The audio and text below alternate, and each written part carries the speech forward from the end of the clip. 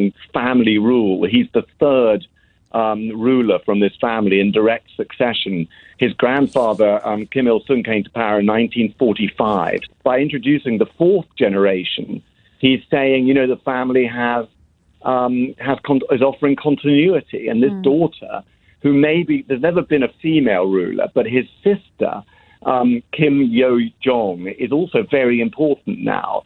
So it may be that he's introducing the idea of a new thing, a female succession. Very little is known about Kim's daughter, but the basketball star Dennis Rodman said back in 2013 that he had met her during one of several visits he made to Pyongyang, even holding her as a baby.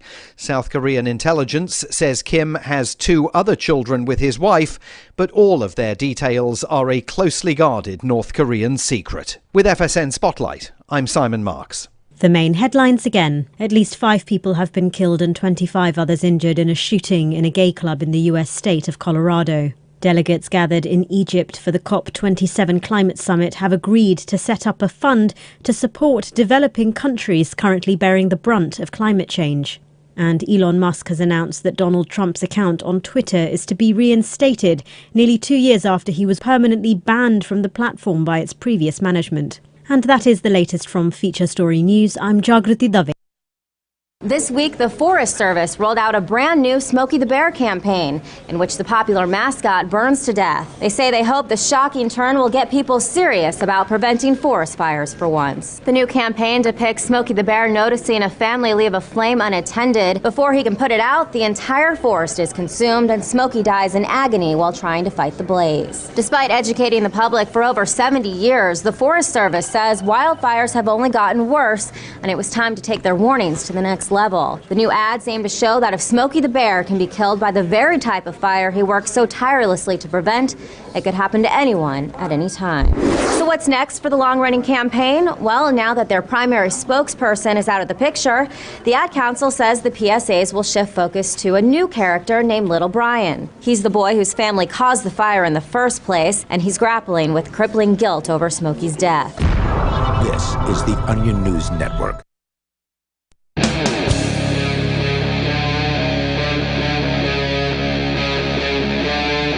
Free Talk Live.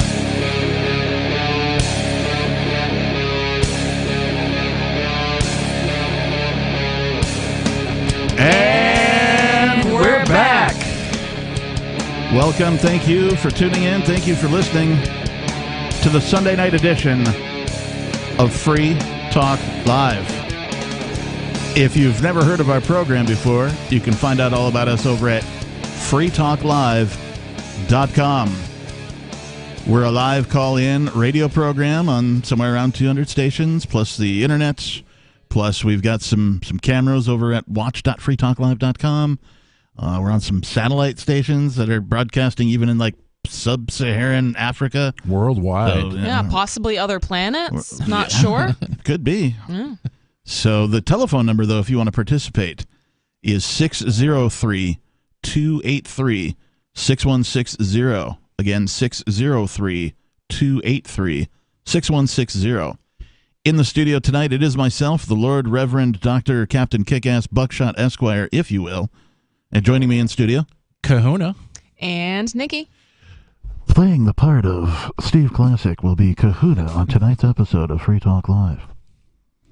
Captain's log star date 11202022. Some of the business, right? Making all the business out of the way. Right. Check. Yeah. Check. Missing Check. anything? Yeah. Okay. Check. Well done. You guys got my back. I appreciate that. Got you. We've got some. There's some serious stuff, but then there's some also like what? Because Sundays. I love what. Some Sundays we try and be a little less, completely serious. Of course, we always Sunday fun day. We always, want to bring you the perspective of peace, liberty, freedom, and prosperity on this show. With that said, I ran across this article, and I thought, well, this is perfect for Sunday. Apparently, there's a sinkhole that is eating a police station. Round of applause. Sounds like a good start. Not all heroes wear capes. Yeah. Some of them just sort of suck you in from below. This from the register-herald.com. Or, sorry, register-herald.com, not the. State discusses temporary and permanent fix for Hinton Sinkhole. Yes, it's got a name. This is in West Virginia. A temporary solution for motorists to safely drive around a sinkhole at the northern entrance to Hinton could be in place as early as this weekend. During a press conference Tuesday morning at Hinton City Hall, Joe Pack, Chief Engineer of District Operations of the West Virginia Division of Highways, said preparations are underway to construct a temporary steel bridge along West Virginia 20 in the lane opposite the large sinkhole. That's how you know it's large, when instead of fixing it, they have to build a bridge. Actually, well, we'll get to that, but it's worse than that. They actually have to build a bridge before they can begin to fix it. So they are going to fix it, but before they can do that, they have to build a bridge first and then get around to the actual fixing of it. The long and the short here is that this sinkhole sort of showed up one day outside of the street. It looks deep. Outside of the police station. And it just started growing and growing and growing until they had to move the police headquarters altogether. So the City Hall chief engineer, Joe Pack, said, "Our plans are to construct a steel bridge which will sit on the road surface," he told media and community members gathered at the City Hall. "It will span around 125 feet in length from end to end, which will span the hole in its entirety, and it will sit on what's solid ground now of what we're all driving on." That doesn't really make a whole lot of sense to say that it's sort of going over the sinkhole from one end to the other. Pack said the temporary bridge will ensure the safety of motorists even in the event that the borders of the sinkhole expand, which sounds like it's likely to happen based on some more information coming up. "If the hole continues to increase in size, the bridge will span and be on solid ground on either side," he said. "The bridge will stay there intact until the drilling is complete, the hole is filled, and the road surface is returned." They're sort of foreshadowing the repair process there. Pack said the temporary bridge is something the state has erected and removed in other parts of the state when necessary and takes anywhere from 24 hours to 2 days to build. The bridge will be about 16 feet wide, which is only wide enough for one-way traffic, meaning temporary traffic lights at either end of the road will remain in place until the sinkhole is filled in. While the temporary bridge is being put together, Pack said the roadway will be closed to traffic. As Summers County schools are expected to close next week for Thanksgiving, Pack said construction on the temporary bridge will likely begin on Friday in order to lessen the impact on motorists who will have to use alternative routes.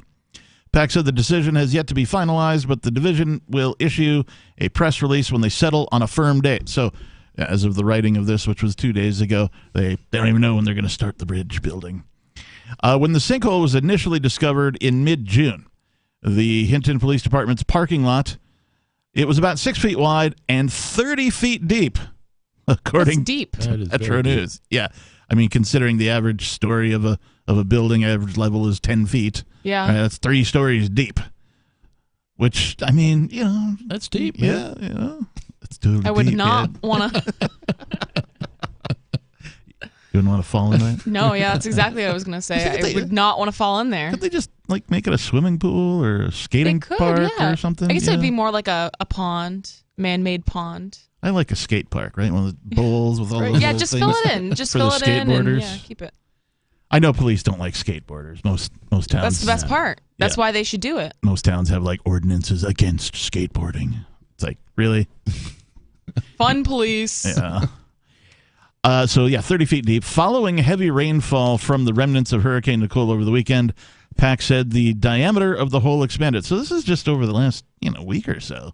I missed Hurricane Nicole. When did that happen? That was over the weekend. I also, week or two ago. I'm very honored that the hurricane that caused this is Hurricane Nicole. Hurricane Nikki. Yeah. Wait, are you not a Nikki proper? No, I'm a Nicole. Oh, this is news to me. The truth comes out. Yeah. Well, we just doxed you on public radio, so there you go. Anyway, you'll always be Nikki to us. Following heavy rainfall of Hurricane Nicole over the weekend, the diameter of the hole expanded, consuming one lane of West Virginia 20 which I guess is the highway number, as well as a portion of the foundation of the nearby city police station. So it started in the parking lot, apparently, of the cop shop, and then took out part of the Highway 20 there that I guess the cop shop sits on, and then slowly began to consume the police station. I was looking at photos on Google Images, and you can see it starts off small, and then you can see in the photos it just gradually gets bigger and bigger and bigger until the police station is literally hanging off the side into the sinkhole. Amazing. PAC said the ultimate cause of the sinkhole was a collapse of the existing drainage structure that sits roughly 40 feet below the surface of the road. The existing drainage structure that is there, by our estimation, was constructed sometime in the 1930s, he said. It is a stacked stone wall structure with a concrete arch roof roughly 90 years old. Sometime within the last few years, because this stuff does not happen overnight, more than likely the roof started having some structural issues. It collapsed sometime this summer, which has clogged and blocked the existing pipe. That's what's causing the erosion that you see at the top of the structure. There are no photos here. This is all just descriptive text. But it sounds like they might have had some clue that something was wrong. If this was a drainage structure where they have sewer or some sort of, rain drainage running through it, that it's been backed up for some time. So it sounds like they might have had a clue about something being amiss. But apparently, more rain from the remnants of the hurricane exacerbated things.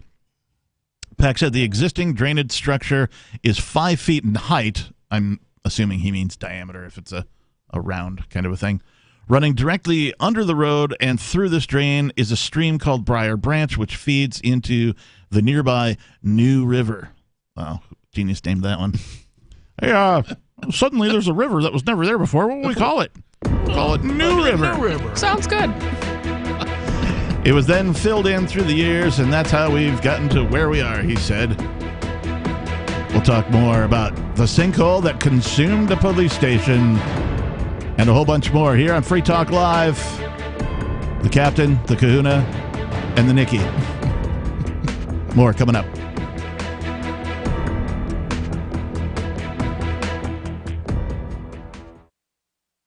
Did you or someone you love work, live, or serve at Camp Lejeune between 1953 and 1988? If you or someone you know lived, served, or worked at Camp Lejeune between 1953 and 1988 and has cancer, Parkinson's disease, or another serious health issue, they are entitled to compensation. To see if they are eligible, they need to call Liberty Legal. Contaminants in the drinking water have led to these serious diseases, and legislation is now available for veterans and family members who may qualify for financial help from the government. There may be a time deadline, so don't wait. Call 888-918-1037. Anyone that has lived, worked, or served at Camp Lejeune from 1953 to 1988 and has had cancer, Parkinson's disease, or another serious health issue, the money is already set aside. 888-918-1037. 888-918-1037. Do you feel like your nation, state, or community no longer holds your values? Have you dreamt of a place where people agree that liberty is important and are free to pursue their projects so long as they respect the property of others? There are many people just like you that are discovering freeprivatecities.com. Their social media links are at the upper right of the page at freeprivatecities.com. All skill levels will be needed when the first of the Free Private Cities opens. It's sooner than you think. Stop arguing and build. freeprivatecities.com. The new 4th edition of Healing Our World, The Compassion of Libertarianism, will take your understanding of liberty to a deeper level and has over 1,300 updated references, new cartoons, and a foreword by Dr. Ron Paul. With discounts for multiple book purchases, the 4th edition of Healing Our World is a great gift for the liberals, pragmatists, environmentalists, and Christians in your life who think libertarianism is cold-hearted. Get yours today at healing.freetalklive.com and use promo code FTL for a $5 discount.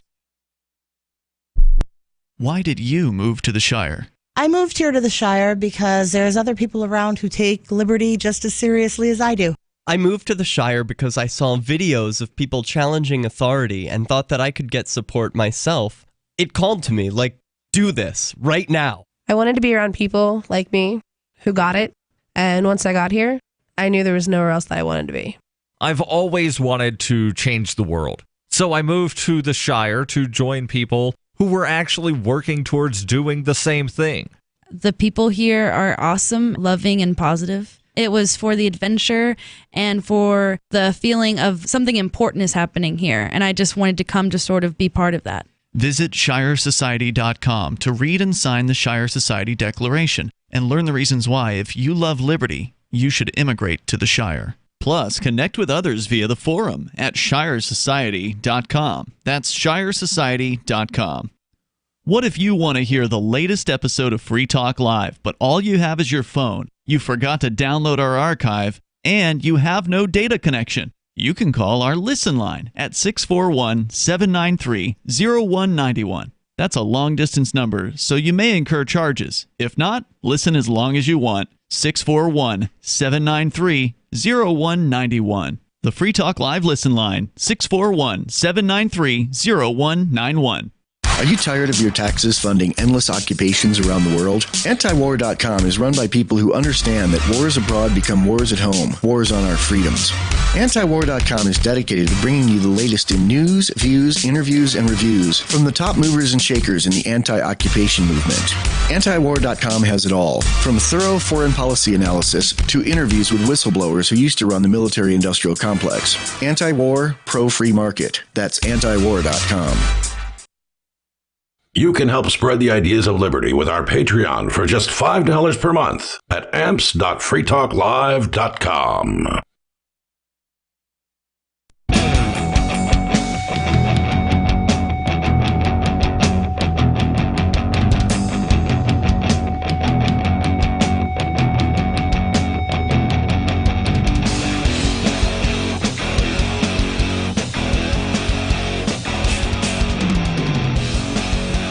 And we're back. Yes, we are back. Well said, Kahuna. It is the Sunday night edition of Free Talk Live. The telephone number, 603-283-6160. We had a caller, but they went away. I guess they had nothing to say. Bye. So if you want to call, 603-283-6160. In the studio tonight, it's myself, the captain. Kahuna. And Nikki. We were talking about this article from register-herald.com about a sinkhole in Virginia or West Virginia. I'm not sure which Virginia. I think it was West Virginia. East Virginia, South Virginia? One of those Virginias. North Virginia? Whichever. One of those four states. It looks like West Virginia. Where a sinkhole has begun to consume the police station. It's amazing. Love it. Like, you know, is there like a DARPA or a, you know, some sort of a secret initiative that, you know, that this is a strategy for like how to end the state? Like, I think it's a great idea. Just sinkholes, you know, just climate change. Yeah. That's a great outcome. Didn't you say something? You saw something? Yeah. Somebody was saying, you know, this is just another example of climate change. That darn climate change. I mean, if climate change is going to cause sinkholes to eat police stations, I'm okay with it. I'm all in, man. I might have to start supporting climate change. Yeah. Exactly. Oh my gosh. Since the sinkhole was discovered roughly 6 months ago, Pack's the lead engineer for the city. Pack said his division has been working on a plan to reroute the water coming in from Briar Branch and then fill in the existing hole. However, he said they ran into complications, which is code for we need more money. Yep. Pack said the most concerning factor while test drilling on the backside of the police building was when workers encountered toxic amounts of lead in the soil. Surprise. What were the cops doing? Just firing their bullets into the floor the whole time or something? I mean, anyway, he said disturbing that area was ruled out as an option because of the complications that would accompany disturbing contaminated soil. According to our conversation with the Department of Environmental Protection, as long as that soil is not disturbed, it's not a hazard. Okay. Yeah. I guess they were going to drill down into the soil under the police station or the parking lot and attempt to excavate and repair the drainage and fill it in, I guess. I don't get how they could do that without disturbing the soil. While they have come up with a plan that completely avoids the lead-contaminated soil, PAC said it's not been without difficulty, which is why the design phase has taken several months. Also because it's a government-run thing. Yep. Right, governments. But the roads! They're what are we going to do without the roads? Governments are not famous for doing anything quickly. Or cheaply. Outside of killing people and taking their money. They're very good at that. Yeah. They do that quickly. Yeah. And effectively. Mm-hmm. Not necessarily cheaply, though. Because they don't care. They're not paying for it. We're all being raped for it. We do have everything we can. We have to do everything we can to avoid that material to expedite the completion of the project, which has made us take a route that we don't normally take, which is an approximate 300-foot-long horizontal drill project. Oh, my gosh. PAC said this type of project is known as a bore and jack project. Well, they're boring me with, what their plan is, which entails using a horizontal drill to bore a 6-foot diameter steel pipe, which will end up being the drainage structure. For those of you who don't know, if you've several cities across the United States, probably across the world, and some towns, when they need to dig like a tunnel for traffic or something, they have these giant drills that are the size or bigger than whatever the pipe is that they're going to put in. And so they use these giant things to drill tunnels for, roadways or for drainage. Works better than like dynamite. Well, the dynamite's more fun. Yeah. So I've been told. PAC said the design process is still in the works, but is nearly complete. He added that he anticipates bidding the project by the end of the year, and estimates will cost between $4 and $6 million. Which means it's really going to be like 40 to 50 million. I was about to say that sounds cheap. Particularly for a city project.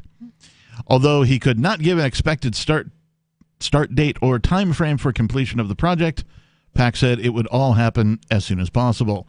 The companies that do this type of work move fast, he said, unless, of course, they're contracted to the government. And this is not work that is weather contingent. If there's 12 inches of snow on the ground, they can still do this work. This is not like paving or concrete or anything that's weather related.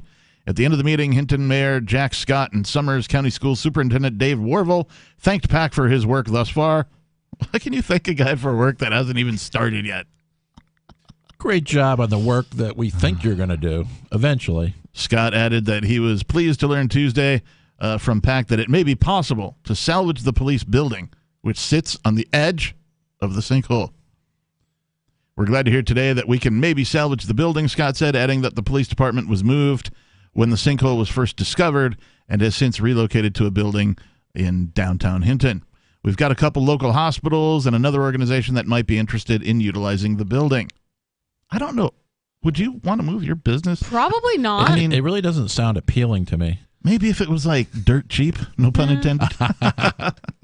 So not only is it at risk to develop another sinkhole, but it's on soil that's contaminated with lead. They're like, yeah, maybe a hospital, maybe a school. Yeah, a daycare, Good Lord. Although perhaps a dental office, right? Because don't they use lead vests to shield the x-rays still? Yeah. I think they do, yes. Yeah. Mm-hmm. All right. He added he feels more at ease knowing that there's a temporary as well as a permanent plan in place and hopes the community will be understanding and patient. No, lynch him! I mean, I would be pissed if that was my route I took to work every day, and now I have to go, 30 minutes out of the way or whatever. I'm not familiar with the area, so maybe it's an easy detour, but usually not. There are other ways in and out of here. A couple days inconvenience for the bridge, I think, is a small price to pay for the safety to get back and forth for schools and tourism. Scott said, we're seeing some good things happen here. We're tearing down homes. We're fixing up the streets. We're seeing a lot more positive light because of the national park, so it's just a minor setback. I don't know what any of that means, particularly the tearing down homes part. Tourism in Hinton, West Virginia? And why Never heard of it. Why are they tearing down homes? Why is that a positive thing? Yeah, it seems a little Is it because they've had to build this bridge? They've had to yeah, probably steal somebody's land and tear down their house so that they could build the bridge in its place. And you know something? what they do? They're like, we're going to offer you this very low sum of money that's way less than what your house is worth. And then if you say no, we're just going to take it from you and give you nothing. Gotta love that eminent domain. Yeah. 603-283-6160 if you want to comment on the sinkhole that ate a police station. Also coming up, we're going to talk about what is a loving bear puffy. That's right. What is a loving bear puffy? Coming up. It's Free Talk Live. 603-283-6160.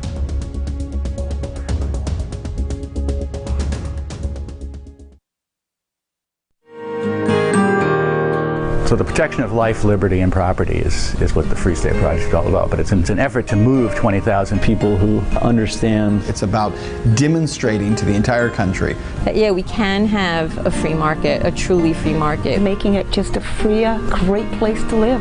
It's the world's largest voluntarist libertarian community, and it's only getting bigger. That's amazing. To be able to move to a place where other people passionately believe in being free and independent. What the Free State Project is managing to do, though, is to put their money where their mouth is. It's physically getting up across the country and saying, let's go someplace and let's demonstrate the power of these ideas. There's a lot of kind of philosophy that surrounds liberty. There's a lot of thinking about it and talking about it. But here in New Hampshire, people are doing it.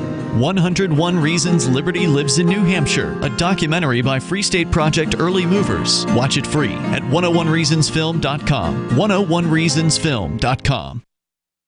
From Feature Story News in Washington, I'm Jagruti Dave. At least 5 people have been killed and 25 others injured in a shooting in a gay club in the U.S. state of Colorado. Police say a 22-year-old suspect is in custody and being treated for injuries. Police said they received their first emergency call just before midnight on Saturday. They indicated the suspect was caught quickly, partly because he was stopped by 2 people in the club, who officers described as heroic. The FBI said it was working with local law enforcement, who have not yet disclosed a motive. Club Q said it was devastated by what it called a senseless attack. In a statement, US President Joe Biden told Americans they cannot and must not tolerate hate. Delegates gathered at the Egyptian coastal resort of Sharm el-Sheikh for the COP27 climate summit have agreed to set up a fund to support developing countries currently bearing the brunt of climate change. The deal struck early Sunday morning, 2 days after the talks were officially due to end, backed the creation of a loss and damage fund. It's been long awaited by poorer countries who argue that they are now paying the price for the historic emissions generated by the developed world. However, it's not yet clear which countries will be paying into this fund. And there was plenty left out in the agreement, notably a commitment to phase out fossil fuels. United Nations Secretary-General Antonio Guterres welcomed the deal, but at the same time admitted it doesn't go far enough. This COP has taken an important step towards justice. I welcome the decision to establish a loss and damage fund and to operationalize it in the coming period. Clearly, this will not be enough, but it is a much-needed political signal to rebuild broken trust. The voices of those on the front lines of the climate crisis must be heard. And Elon Musk has announced that Donald Trump's account on Twitter is to be reinstated nearly 2 years after he was permanently banned from the platform by its previous management. Musk held a Twitter poll that showed 51% of people who participated wanted the former president back on the platform. But Donald Trump has poured cold water on his return to Twitter, saying he'll remain on his own social media platform, Truth Social.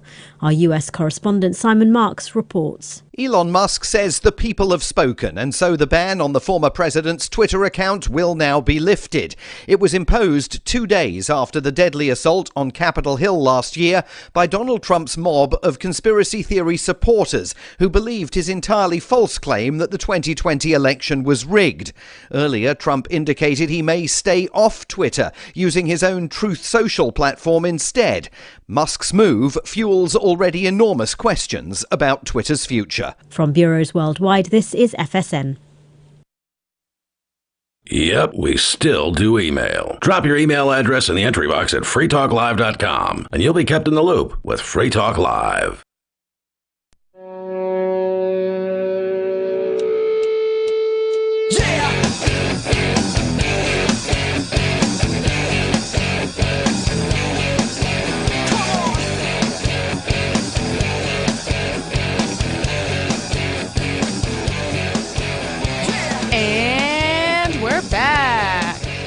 We are back, that is. For listening, we thank you. For tuning in, we also thank you. Speaking in Yoda-isms, I am. True, it is. Free Talk Live, this is. I can't keep that up. It's entirely too difficult to continue that for very long. I just got a name badge holder for my nursing job with a little baby Yoda on it. Oh, nice. Oh, nice. Yeah, it's very cute. There is only do. There is no try. It is Free Talk Live, 603-283-6160. We'll get to your calls and thoughts in just a moment. In the studio, it's myself, the captain. Kahuna. And Nikki. Before we continue, I must tell you that Bitcoin.com is the best source for learning about cryptocurrency. You can go there now and click on Get Started at the top of the page. Once you do that, you'll find all sorts of valuable information neatly organized to suit your needs. There's no longer any excuse for you to ignore this important and world-changing information. If you are a knowledgeable crypto user, you can check out news.bitcoin.com to get the latest headlines of all the news that's relevant to you.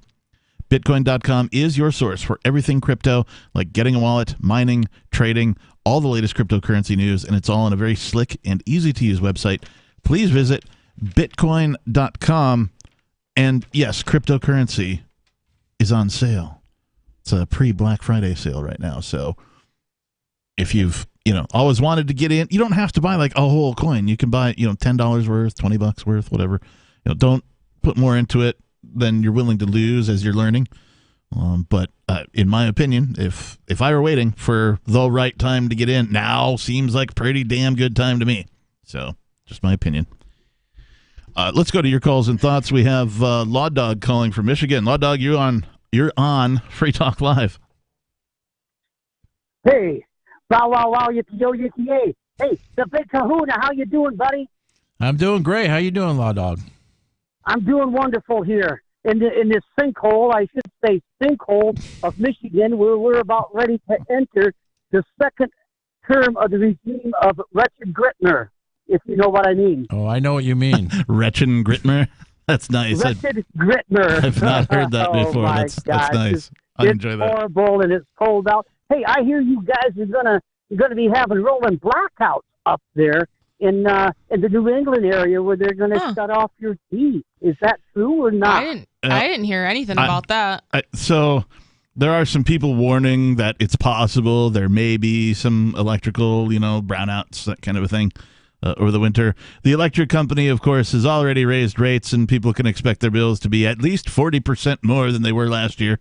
And that's all of the electric companies in the New England area, as I understand it. So, having a backup heat source might be wise. Me personally, I've found a couple of they're rated indoor safe. You still have to have ventilation, so you got to have it, near a window that can open for some oxygen ventilation. But propane heaters, yep, we have a couple of those. Are my backup of choice. And then all I got to do is just stock up on the propane for the grill, right? Have a couple of those on hand, and then if the electricity goes out, at least I'm not going to freeze my you-know-what off. Well, I hope that you don't. Yeah, me too. I've got, batteries. I've got some, minor, solar stuff that I can recharge and that kind of thing to use for lighting and, candles and tea lights and that kind of a thing if I need, to light my way at night. Of course, if the electricity goes out, that means there's no internet. So, be an interesting time. I wonder what all the youngsters would do. I'm old enough to, I'm older than the internet, so I know what to do when there's no internet. But I just wonder, what some of the younger people would. Well, what do we do? We've never not had the internet before. So, and for me, well, this is why what I'm going to do, guys.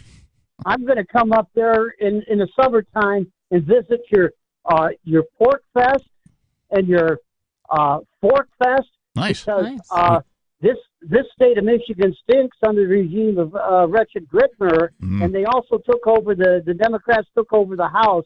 So things aren't looking good here in Michigan. And I suggest anybody in Michigan get your one-way ticket to Florida or a free country like North Carolina. This is repressive, depressive, and not fun at all. I don't know if North Carolina is that free. But yeah, North Carolina is kind of purple, but I hear you, brother, and We love to see you at Porkfest and Forkfest. I've been the last couple of years. It's really a great time. Yeah, come and check it out. Hang out with us, party with people, meet all sorts of interesting folks. Get yourself an education. There's all sorts of seminars and workshops and things of that nature. There's folks who will help you, real estate wise or moving wise, give you sort of an overlay of what New Hampshire looks like, what it takes to move if that's what you're considering. So it'll be a good time. We look forward to seeing you. Yeah, I'm going to go someplace where it's warm, brother. Oh, my gosh. I'm outside right now, and I'm freezing my testicles off. I got to go. Bye. Thanks for the call, Raw Dog. Peace. Raw Dog? Law Dog. I call him Law Dog. I called him Raw Dog. I don't know what it is. Raw Dog, whatever. Has a better ring to it, Law Dog. Raw Dog's a little less restricted. I don't mean to be insensitive. Yes, making contraceptive jokes here on Free Talk Live, Sunday night edition. I just snorted. Not in a good way. All right, so no segue here. That is the segue. I guess, yeah. Who needs a stinking segue? I should just get like a pre-recorded generic segue. Yeah. And just press a button. Generic segue. This from RT.com. Single women offered unusual companion. A male figure with Teddy's head has been created for those in need of a cuddle during long, lonely nights. Teddy like a teddy bear? Loving Bear Puffy. That's the name of this thing. Loving Bear Puffy. I'm going to get Matt one of these for when I work nights. It's not even Puffy the Loving Bear, right? Which would make more sense. It's Yeah. Loving Bear Puffy. A human-sized plush toy in the shape of a man's body with the head of a half-asleep bear. That's not creepy. So basically, it's Just get a blow-up doll. It's like a large male body. It's wearing some sort of a white T-shirt and jeans in the photo they've provided, but it's got the head of a teddy bear. What was that movie with the talking teddy bear? It's called Ted. Yeah. That's what the head of the teddy bear looks like. It looks like Ted. Does it swear? No, but the head looks. What's the word I'm looking for? When something is out of size with the rest of it. Yeah, out of proportion, disproportionate. Disproportionate. Thank you. So the head looks smaller than the body in the photo they provide. They do have some sort of a blonde-looking lady sort of cuddled up to it. What this looks like is, how they have these body pillows, right? That folks will, cuddle up to or whatever, throw a leg around, that kind of a thing. And they're usually just sort of a long, solid, pillow type thing. Well, this is a teddy bear. It looks like it's made of the same type of material, and then it's just got a head on it of a teddy bear. Oh, you found a picture of it? Yeah, nice. Throw that into your search engine and look it up. Puffybear.com apparently is the website. How much are they? Oh, I don't know. So is this, this is just a cuddle? It's nothing else? I mean, as far as I know, I've not been to the website. I don't know what the version. Yeah, I don't know what the supreme features might include. I'm sure you could get creative. Some duct tape, some other supplies. Do the trick. Let's go to the website and see the website's even better. Loving Bear Puffy. Oh gosh. The best hug pillow to support back, neck, and knees. He looks better in the suit. And one of them has got the teddy bear wearing. Oh, they've got one with the teddy bear naked. He is not anatomically correct. Not anatomically correct, at least on the base model, so it appears. 603-283-6160. Would you cuddle up to a life-sized pillow in the shape of a man with a shrunken head of a teddy bear? Give us a call. Let us know. More Free Talk Live is on the way. Are you making sense to the boomer mindset? I'm Holland Cook from survivalspeech.com. 80 million baby boomers comprise 25% of the population and control most of the USA's wealth. As aging parents pass on, they'll control more. Boomers are 46 to 65 years old and regard themselves as midlife. They identify as neither young nor old. They're post-minivan and pre-retirement, and they don't like being called boomers. They think me. Many of the purchases boomer couples make are individual purposes. They've been experimenters all their lives. If you want their attention, tell stories and keep it simple. If something seems complicated, boomers can dismiss it as, I don't need this. And if you're looking for work, you may be applying to a boomer, so relate accordingly. From survivalspeech.com, I'm Holland Cook. I'm crazy about My Magic Mud. This is the most important oral care product created this millennium, and I'm not kidding. We all have different opinions on politics and issues, but we all have mouths. And I want yours to be as clean as possible, with teeth as bright as they were meant to be. I will never be without My Magic Mud. It's a little surprising, but man, does it work. If you only listen to one thing I say ever, go to mymagicmud.com and get 20% off with code FTL. mymagicmud.com, code FTL. Tired of cancel culture? Sick of mega tech corporations holding an axe over your head? Join the LRN.FM Matrix chat server. It's self-hosted, so no one else can tell us what to do or say. Don't like the existing channels? You can make your own. You can even connect into some of our channels from other Matrix servers. It's federated. For the full LRN.FM Matrix experience, though, you should join our server via the step-by-step instructions at chat.lrn.fm. chat.lrn.fm. Free Talk Live, the show where anyone can call about whatever they want. And we do mean anyone. It's happening every day. They sip some kind of chemicals through the floor. Oh, so it's like gas. I mean, it sounds crazy, but it's the truth. I was under the impression they were coming into your house and holding you down. Well, they can come in. Oh, yeah, I got my remote controls right now. I can't find them. I listen to this preacher man. Every time I listen to him, some kind of way they turns the station off. Maybe it's just going off. I mean, you'd be surprised. They've got the remote, Mark. How much power they have, and that's what they got. They got a lot of power. I think you should go get some help. I think you should talk to somebody who cares about you and ask them about psychological help. Somewhere, someone has had gas pumped into their room, but I just don't think it's happening with Mary because she's outspoken. What does she speak out against? I should have asked her that. I don't know. Damn it. You're done. Free Talk Live, 7 nights a week from 7 to 10 Eastern, live on the Liberty Radio Network at LRN.FM. If you want to know the latest about Free Talk Live before we go on the air, all you need to decide is how you want it delivered. It's your choice. Visit news.freetalklive.com to receive our usually weekly news updates by email. Plus, we have a Twitter account at twitter.freetalklive.com, and you can follow us on the decentralized Mastodon platform at toot.freetalklive.com. So please follow us at toot.freetalklive.com and sign up for our emails at news.freetalklive.com. There are basically two types of advertising, direct response and branding. Radio's great for direct response with its low cost to listener ratio, but audio can't be beat for branding, which is a longer-term endeavor. You want to be the first thing that someone thinks of when they think about your product or service. If you have a local business that you want kept top of mind in your community, call the station. If you need national reach, Free Talk Live's got around 200 radio stations, millions of monthly listening sessions, can suit all budgets, and if we don't think we're right for you, we'll tell you. Email me, mark@freetalklive.com. Got Telegram? You can follow our channel there and discuss show prep with other listeners at telegram.freetalklive.com.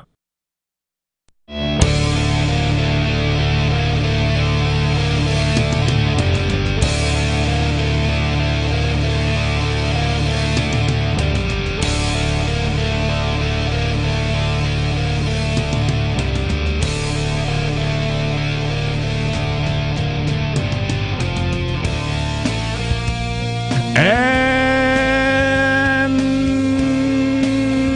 we're back. I ran out of breath there, so I had to get the we're back. Well played, sir. Yeah. I had something to say, and I forgot what it was. I think that was it. And you said, and we're back. Yeah, you said it already.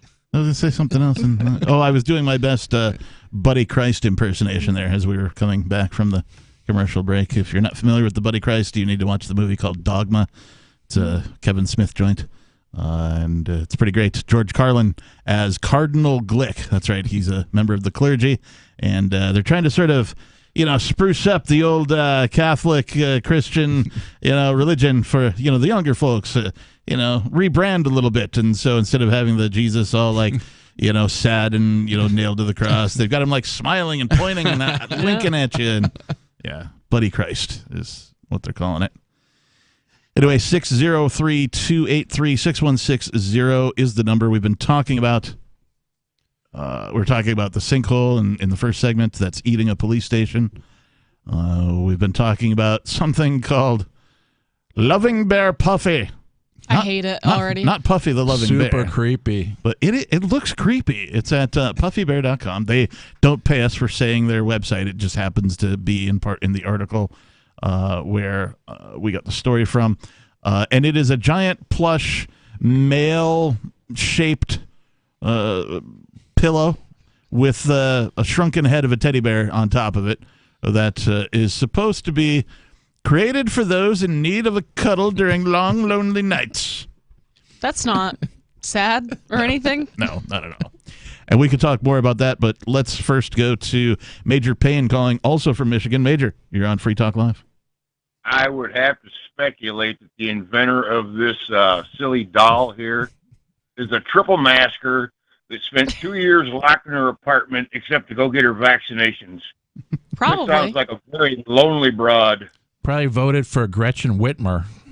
Oh, yes, the witless one. Wretched Gritmer? I think she's the great-great-granddaughter of Genghis the Khan. Yeah. How did she end up winning the election? I don't even really want to know. That's not a legit question. I just, she has a reputation for being, like, a horrible human being in many ways, shapes, and forms. And the fact that she won is just, it's a sad state of affairs for folks in Michigan. Well, that makes her a great politician, right? It blows my mind, and I'm pretty sure it's these damn Dominion machines. I think we're getting hijacked. Because I told you guys that when I went in and voted a couple years ago, last time for the presidential election, it was the exact same ballot, the exact same machine. Hey, I go in there this time, and it's all painted flat black. All the discs and patents and plaques that you could have read to distinguish what the hell it was. They're like, yeah, we remedied the voting problem by painting the voting machines a different color. Yeah, they're just trying to camouflage the problem. It's ridiculous. Camouflaged voting stations. That might, work out in their favor. Well, the politicians you made the condom joke earlier, so I'm going to give you one back. The politicians all like camouflage condoms because they don't want you to see them coming. Nice. Oh, man. That's a good one.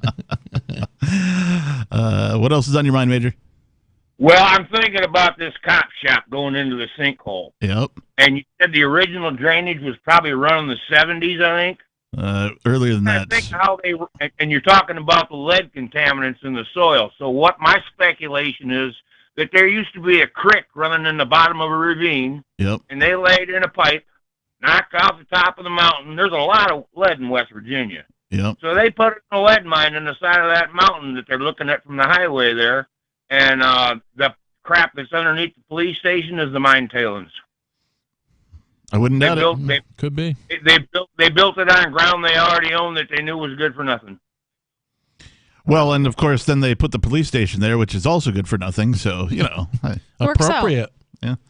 I just, this seems like Mother Earth is sending a signal to the human species. Like, hey, we detect something wrong with the Earth, and we're going to attempt to clean it up for you or help you out a little bit. So, I don't know. Well, they tried to change the course of a river, and the river disagreed with them.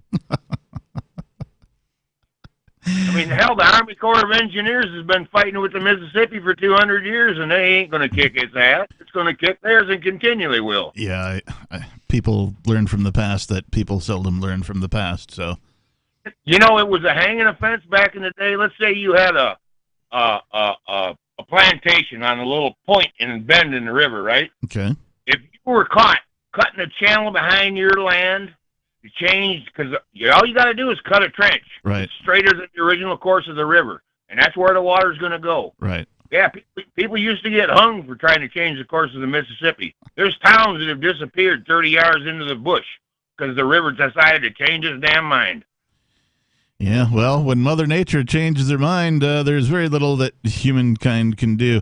And thanks for the call today, Major. We appreciate you.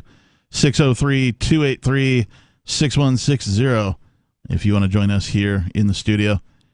So, apparently, loving bear Puffy, a human-sized plush toy in the shape of a man's body with the head of a half-asleep bear, is an ideal solution for people craving a cuddle, its creators have claimed. Is it an ideal solution? Its creators have claimed. Whether they have evidence for this remains to be seen, or cuddled. I mean, if I was selling this, I'd probably claim that too. I would not sell that. Like, yeah, there's that also. The more photos I see of it, the creepier it gets. Right. They keep putting it in different positions. They're dressing it up in suits, standing it up. And they always have like some young, thin girl like hugging on it, and you're just like, come on, man. The toy caught the attention of British media earlier this week. I mean, I could see, like, the Brits are weird, right? I could see the Brits like, ooh, we like the Puffy Teddy or whatever this thing's called. According to Puffy's official website, it is durable, soft, light, conforms to every person's body shape, and happily provides emotional support whenever it is needed. How does an inanimate object provide emotional support? It's a good question.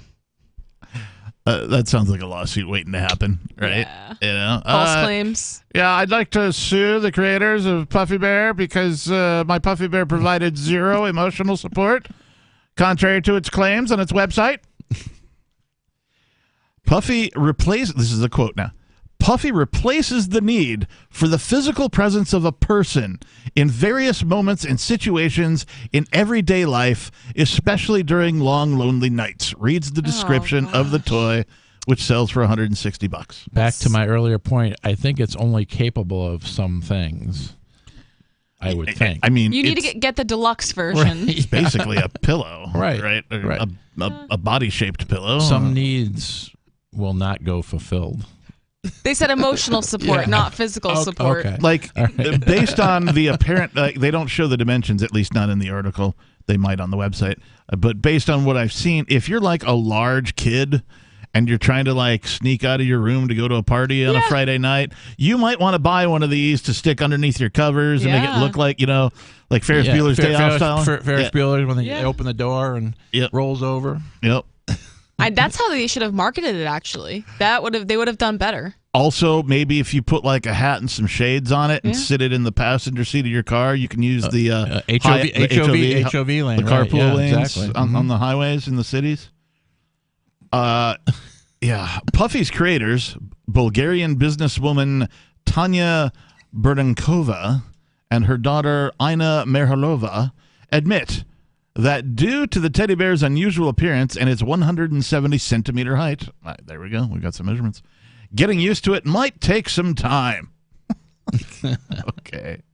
However, they are certain that very soon happy owners of Puffy will only enjoy and cuddle him. They are also able to personalize their new companion, which arrives with no clothing of its own. Oh. He's naked. I wonder, like, what size...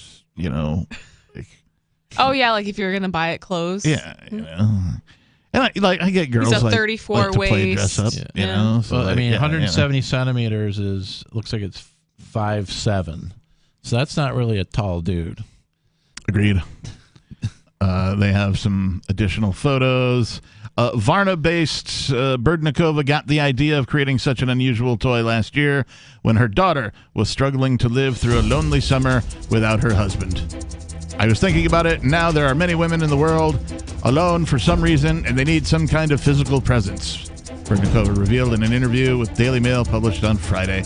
When asked if she plans to produce a female version of Puffy for men to cuddle, she responded, maybe later. Hell no. 603-283-6160. Would you buy this giant teddy bear to cuddle?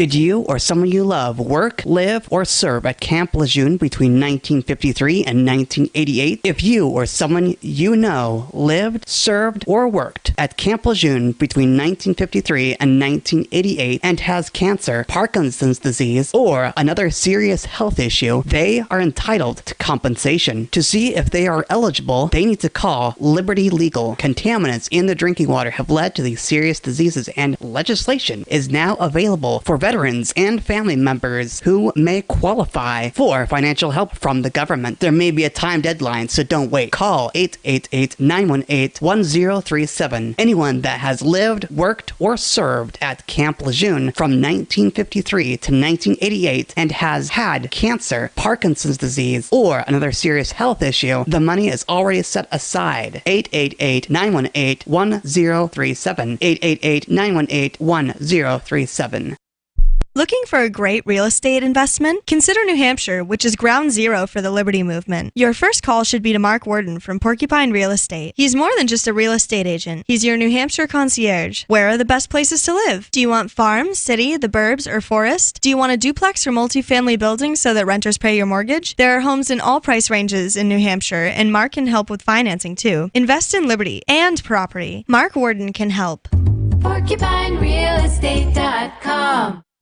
What if you want to hear the latest episode of Free Talk Live, but all you have is your phone, you forgot to download our archive, and you have no data connection? You can call our Listen line at 641-793-0191. That's a long-distance number, so you may incur charges. If not, listen as long as you want. 641-793-0191. The Free Talk Live Listen line, 641-793-0191. You're listening to the live edition of Free Talk Live. Hour number 2 is next after the news here on the Liberty Radio Network at LRN.FM. From Feature Story News in Washington, I'm Jagruti Dave. At least 5 people have been killed and 25 others injured in a shooting in a gay club in the U.S. state of Colorado. Police say a 22-year-old suspect is in custody and being treated for injuries. Police said they received their first emergency call just before midnight on Saturday. They indicated the suspect was caught quickly, partly because he was stopped by 2 people in the club, who officers described as heroic. The FBI said it was working with local law enforcement, who have not yet disclosed a motive. Club Q said it was devastated by what it called a senseless attack. In a statement, US President Joe Biden told Americans they cannot and must not tolerate hate. Delegates gathered at the Egyptian coastal resort of Sharm el-Sheikh for the COP27 climate summit have agreed to set up a fund to support developing countries currently bearing the brunt of climate change. The deal struck early Sunday morning, 2 days after the talks were officially due to end, backed the creation of a loss and damage fund. It's been long awaited by poorer countries who argue that they are now paying the price for the historic emissions generated by the developed world. However, it's not yet clear which countries will be paying into this fund. And there was plenty left out in the agreement, notably a commitment to phase out fossil fuels. United Nations Secretary-General Antonio Guterres welcomed the deal, but at the same time admitted it doesn't go far enough. This COP has taken an important step towards justice. I welcome the decision to establish a loss and damage fund and to operationalize it in the coming period. Clearly, this will not be enough, but it is a much-needed political signal to rebuild broken trust. The voices of those on the front lines of the climate crisis must be heard. And Elon Musk has announced that Donald Trump's account on Twitter is to be reinstated nearly 2 years after he was permanently banned from the platform by its previous management.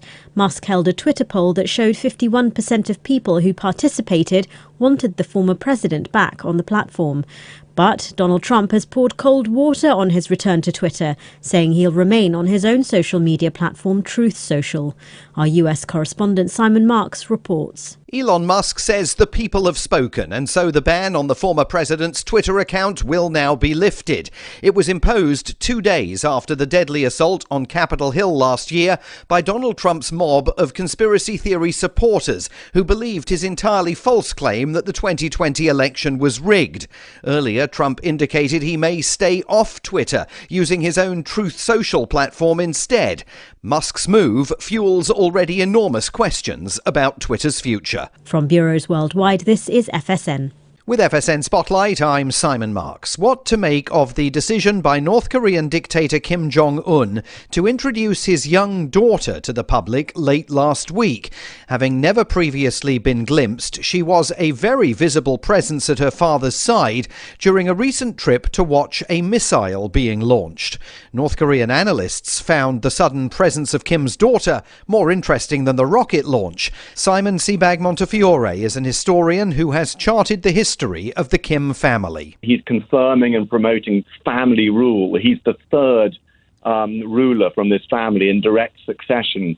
His grandfather, Kim Il-sung, came to power in 1945. By introducing the fourth generation, he's saying, the family is offering continuity. And this daughter, who there's never been a female ruler, but his sister, Kim Yo-jong, is also very important now.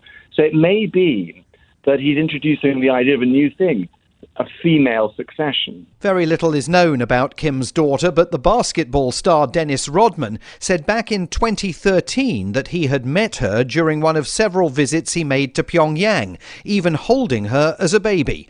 South Korean intelligence says Kim has 2 other children with his wife, but all of their details are a closely guarded North Korean secret. With FSN Spotlight, I'm Simon Marks.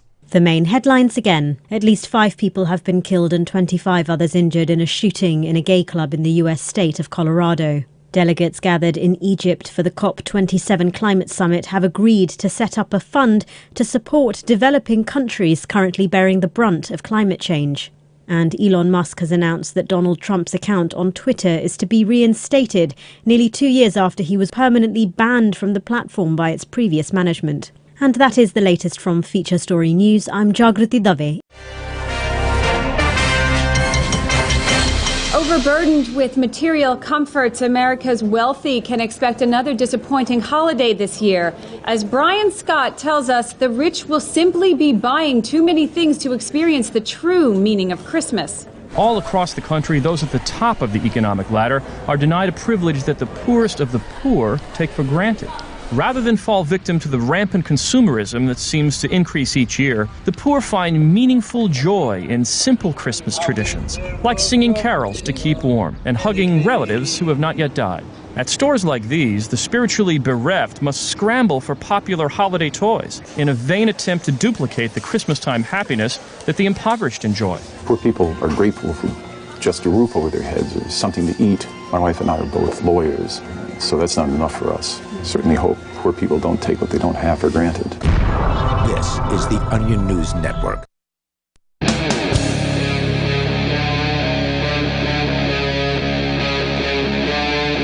Free Talk Live.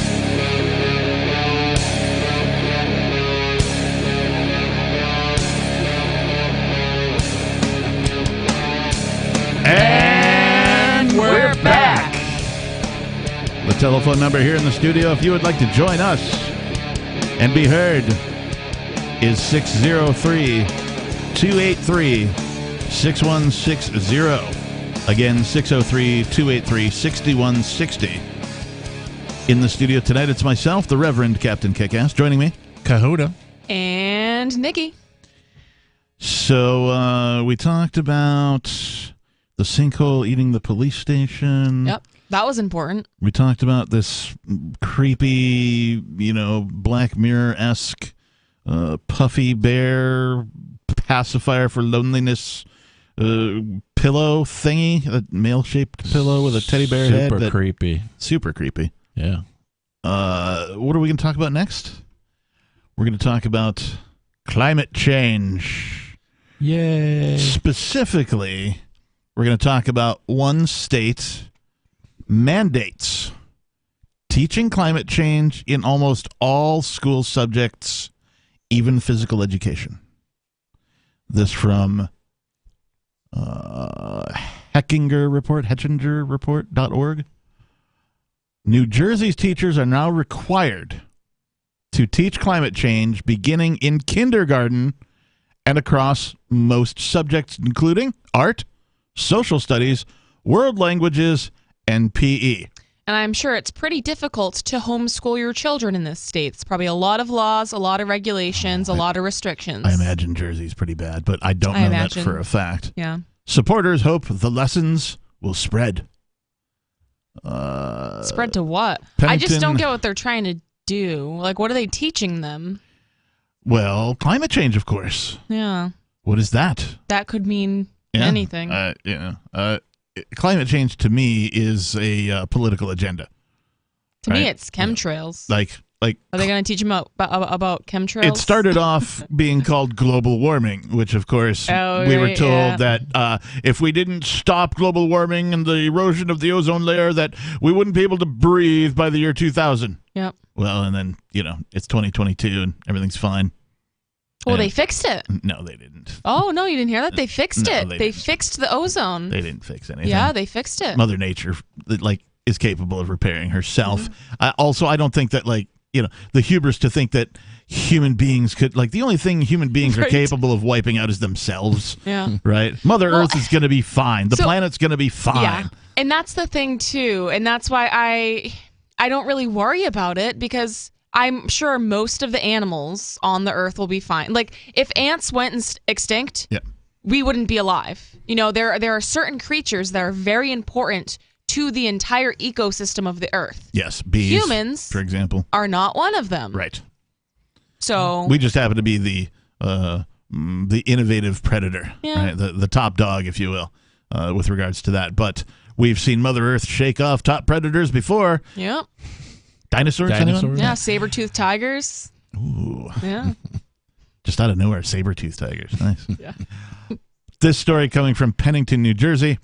There was 1 minute left on Suzanne Horsley's stopwatch, and the atmosphere remained thick with carbon dioxide, despite the energetic efforts of her class of third graders to clear the air. What? I'm confused. I know. Hang on.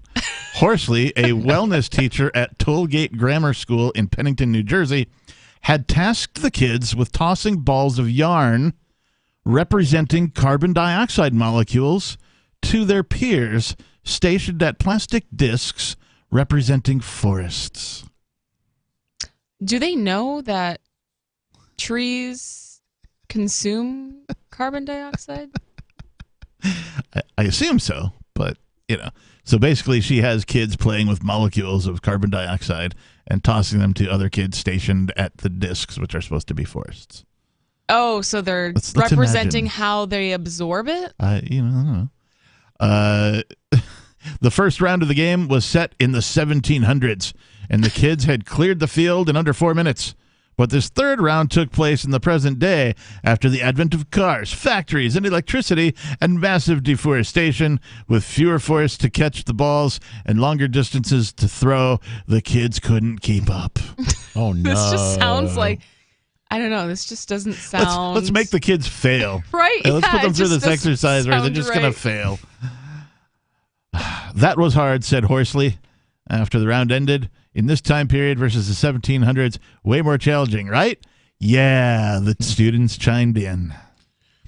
So good little lemmings. It just doesn't actually prove anything. Like, this isn't actually teaching children. It's just like, hey, this is my perspective on a thing. It's brainwashing. This is what the state wants me to tell you. So I'm just going to have you do this weird random exercise that doesn't actually prove or really teach you anything. But of any furthers the substance. climate change agenda. Yeah, Exactly. apparently. Yeah. In 2022, we got a lot of carbon dioxide in the atmosphere, said Horsley. What's the problem with it? What is it causing? Global warming, volunteered one girl. And what does that Ooh, pick mean? me. Yeah. So, I'm old enough to remember before global warming was a thing, and everybody was scared because, they started out with, they're chopping down the rainforests, and the rainforests are going to cause all sorts of blah, blah, blah, blah, blah, blah, blah, and, nothing happened. right? They didn't really save the rainforest. They saved parts of them and that kind of a thing. But but really, nothing happened. It was fine. The Earth went on, humans went on. Here we are. And so, because global warming never actually happened, right? The outcomes that they were predicting for global warming, they had to change the name. Yeah. They had to change climate change. So now it's climate change. Yeah. Well, you can't deny climate change. Well, no, because the climate changes all the frickin' time. It just changed here in New Hampshire. It went from summer to fall, and then again from fall to winter. And yes, you can deny climate change. It's called being open-minded and free thinking and critical thinking. Well, I'm just saying the climate does change. Oh, correct. Well, all of the time. Right. It's not like some thing that Right, but the Earth- concept of climate change, though. The Earth literally goes through cycles. There was the Ice Age. There were periods where the Earth was a lot hotter than it is right now. Now we're kind of in this medium temperate period. Mm-hmm.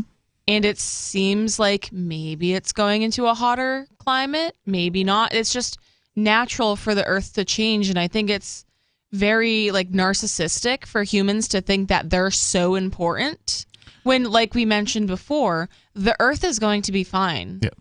What it is it's an agenda that uses brainwashing as a way to further control the population. Mm-hmm. Yeah. Exactly.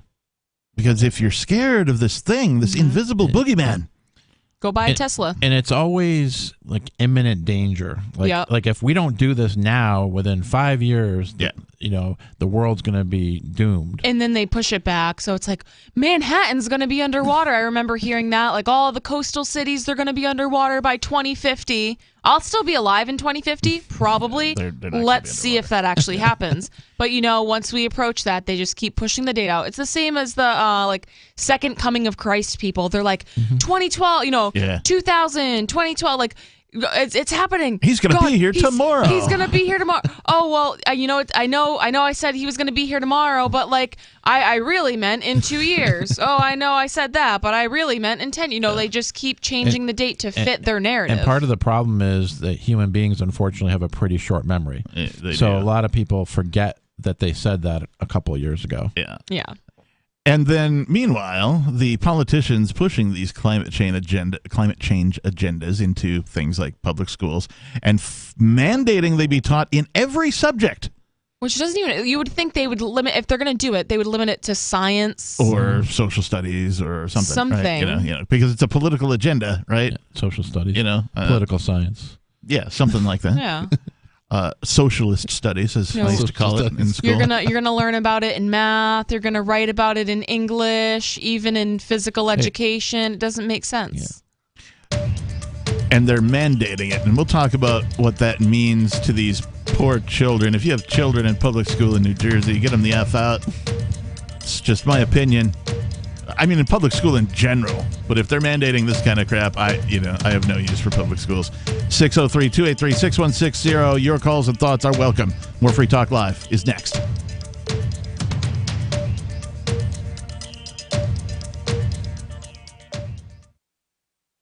Did you or someone you love work, live, or serve at Camp Lejeune between 1953 and 1988? If you or someone you know lived, served, or worked at Camp Lejeune between 1953 and 1988 and has cancer, Parkinson's disease, or another serious health issue, they are entitled to compensation. To see if they are eligible, they need to call Liberty Legal. Contaminants in the drinking water have led to these serious diseases, and legislation is now available for veterans and family members who may qualify for financial help from the government. There may be a time deadline, so don't wait. Call 888-918-1037. Anyone that has lived, worked, or served at Camp Lejeune from 1953 to 1988 and has had cancer, Parkinson's disease, or another serious health issue, the money is already set aside. 888-918-1037. 888-918-1037. gold and silver. You can own the most stable assets in recorded history with BullionMax.com. Buy direct from BullionMax.com without talking to a salesperson, and your precious metals ship fully insured directly to your home. Free Talk Live can get you their silver starter kit at employee pricing. Just go to BullionMax.com/FTL. It includes 5 ounces of the most desirable silver products plus a free gold bag. This offer is limited to 1 per household, so get yours now. Go to BullionMax.com/FTL. Have you had enough of the big-name web hosting services that are long on promises but short on bleeding-edge features, uptime, and customer service? Try Agorist Hosting, the agile web host that offers full concierge service from website redesign, full e-commerce solutions, custom apps for your Shopify store, IPFS integration, and more. Agorist Hosting is ready to take your web presence into the future. To get started, head over to agoristhosting.com. Hey, you are going to love the movie Victimless Crime Spree. It's hilarious, heartwarming, and carries a ton of inspiring freedom messages. Feeling down about the lack of liberty in your life? You need to put on this film with some friends and have a good laugh. It's a true story about me and my friends in New Hampshire living free, singing, dancing, and getting arrested. Of course, it's all on video, and the bad guys, the cops, judges, bailiffs, and sheriffs, they all play their part like it's out of a movie or something. You would think we scripted the whole thing, but it's real life. Go ahead and have a watch, and if it's been a while, have another look. I guarantee you'll notice things now that you didn't notice before. And the best part is that you're going to walk away feeling a renewed sense of your own power. You are the master of your destiny, and you will be free in your lifetime. Victimless Crime Spree. Tired of cancel culture? Sick of mega tech corporations holding an axe over your head? Join the LRN.FM Matrix chat server. It's self-hosted, so no one else can tell us what to do or say. Don't like the existing channels? You can make your own. You can even connect into some of our channels from other Matrix servers. It's federated. For the full LRN.FM Matrix experience, though, you should join our server via the step-by-step instructions at chat.lrn.fm. Chat.lrn.fm. So you've signed the Shire Society Declaration and are planning your move to New Hampshire to be around more liberty-oriented people. Next, sign up for the Shire Society Forum at forum.shiresociety.com. There are a bunch of people there who are already in the Shire, and they want to meet you. If you're already in the Shire physically, you should also come by the forums. Remember, not everyone uses Facebook. New people are signing up for the Shire Society Forum every month, so drop in and say hello at forum.shiresociety.com. Our Matrix server is about as free as internet chat can be. Join the existing rooms or create your own at chat.freetalklive.com.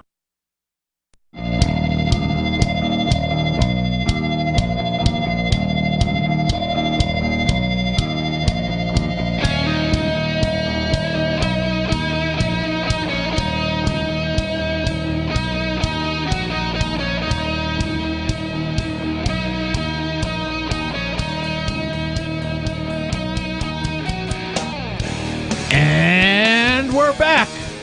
Yes, we are back. It is Free Talk Live, the Sunday night edition. The telephone number, if you would like to join us, is 603-283-6160. In the studio tonight, it's myself, the Reverend Captain Kickass, joining me, Kahuna. And Nikki. Been talking about this article from HetchingerReport.org, which says basically New Jersey is mandating teaching climate change in every subject in public schools. Now, outrageous. You would think that there would be something that is more important than climate change. Well, so can you think of anything that has been mandated to be taught in every subject in public schools? No. Like ever? Like no, because that doesn't make sense because each subject has different curriculum. Right. Because that makes sense. Like, if it has happened, I'm not aware. Now, I don't have kids, so, like, yeah, I'm a little isolated from this kind of stuff. I don't pay attention to what goes on in public schools because public schools are just training for slaves, right? Yeah. It's a brainwashing, daycare facility for working parents who are too dumb to figure out how to educate their children on a one-income household. They're indoctrination camps. They are. That's what public schools are. Children, I know a lot of children, actually. I have a lot of friends with kids. I know a lot of different kinds of children. Yeah. I know children that have gone to public school, and I know children that are homeschooled. And let me tell you, I see, some of these homeschooled children are substantially more intelligent than their public school peers. And better adjusted to absolutely interacting with human beings. With adults too, when you treat a child as an equal and like they're a person and you talk to them normally and you don't baby them. Yeah. And that's what goes on in public schools. They're talked down to, they're taught to like fear and blindly obey authority, where if, some of these libertarian homeschooled children are taught philosophy at a very young age. And another thing is public school, the children are, if you have a child that needs extra help or maybe they're not as smart, it's going to hold the entire class back. Right, yeah. So if you have a child that's brilliant and they're really, really good at math and their parents see that they're really good at math and they help them thrive in that subject, they're able to really flourish. Right. What you're saying is public schools teach at the pace of the slowest student in the class. Yeah, and it's one size fits all. Right. So, not like I had one family who their daughter was really, really good at reading and their son was really good at math. So instead of forcing the kids, like he could barely read, but he was better at math than I was, and the kid's 4 years old. Yeah. You know what I mean? Yeah. So they were like, well, clearly this is what he's interested in, so it makes more sense for, like, he'll learn how to read eventually. Yeah, he has to if he's going to do math. Yeah. And for her, she was pretty bad at math, but she was a brilliant reader, reading at a college level, and she was 7 years old. So they let kids thrive in their, it's like, it's just the public school system does not make sense to me. The way I describe public schools, it's a lot of things that are mandated by the government or controlled by the government, is guaranteed mediocrity. And that's exactly what it is. That's putting it nicely. Yeah. And I'm trying to be kind. Yeah. Well, I mean, the statistics bear it out. 1 out of every 5 high school graduates in the United States is functionally illiterate. Yeah. 1 out of every 5 graduates. So we're not even talking about kids who dropped out, the kids who didn't finish, right? We're talking about the kids who are given a diploma. You have graduated high school. 1 in 5 functionally illiterate. Mm-hmm. It's just, it's mind-blowing that you can graduate high school, because you wouldn't be able to get a GED if you couldn't read. Right. So the article continues. 2 years ago, New Jersey became the first state in the country to adopt learning standards obligating teachers to instruct kids about climate change across grade levels and subjects.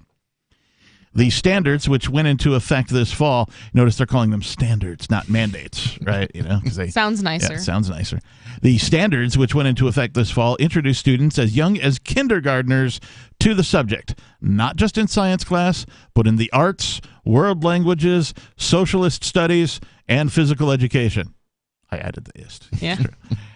Supporters say the instruction is necessary to prepare younger generations for a world and labor market increasingly reshaped by climate change. That's a meaningless statement. Yeah. Reshaped by climate change?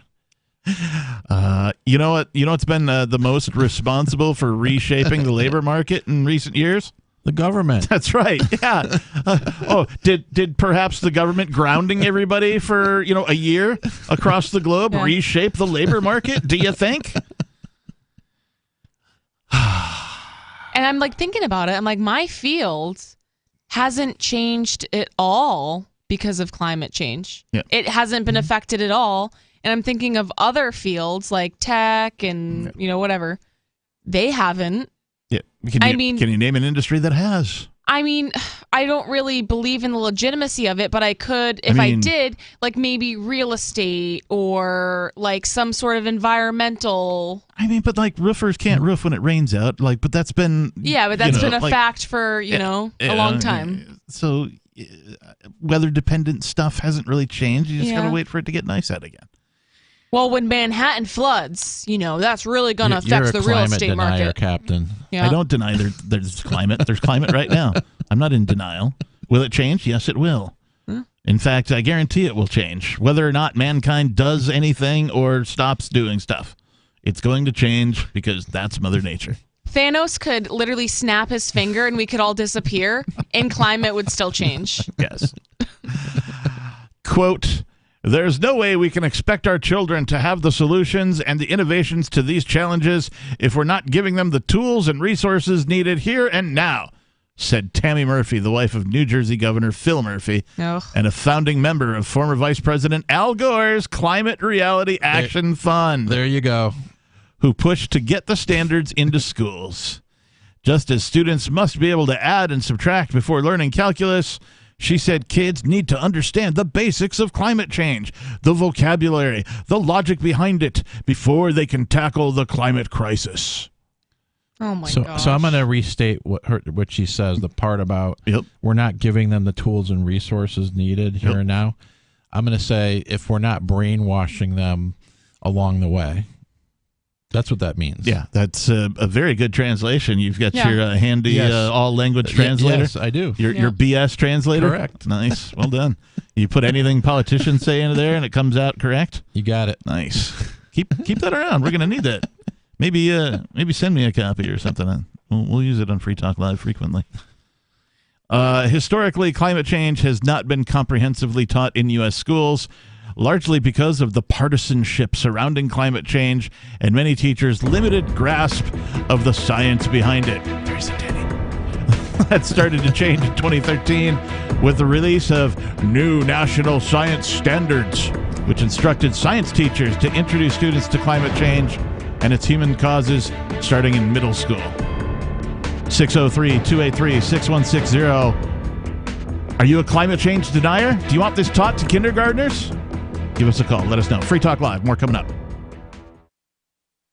Did you or someone you love work, live, or serve at Camp Lejeune between 1953 and 1988? If you or someone you know lived, served, or worked at Camp Lejeune between 1953 and 1988 and has cancer, Parkinson's disease, or another serious health issue, they are entitled to compensation. To see if they are eligible, they need to call Liberty Legal. Contaminants in the drinking water have led to these serious diseases, and legislation is now available for veterans and family members who may qualify for financial help from the government. There may be a time deadline, so don't wait. Call 888-918-1037. Anyone that has lived, worked, or served at Camp Lejeune from 1953 to 1988 and has had cancer, Parkinson's disease, or another serious health issue, the money is already set aside. 888-918-1037. 888-918-1037.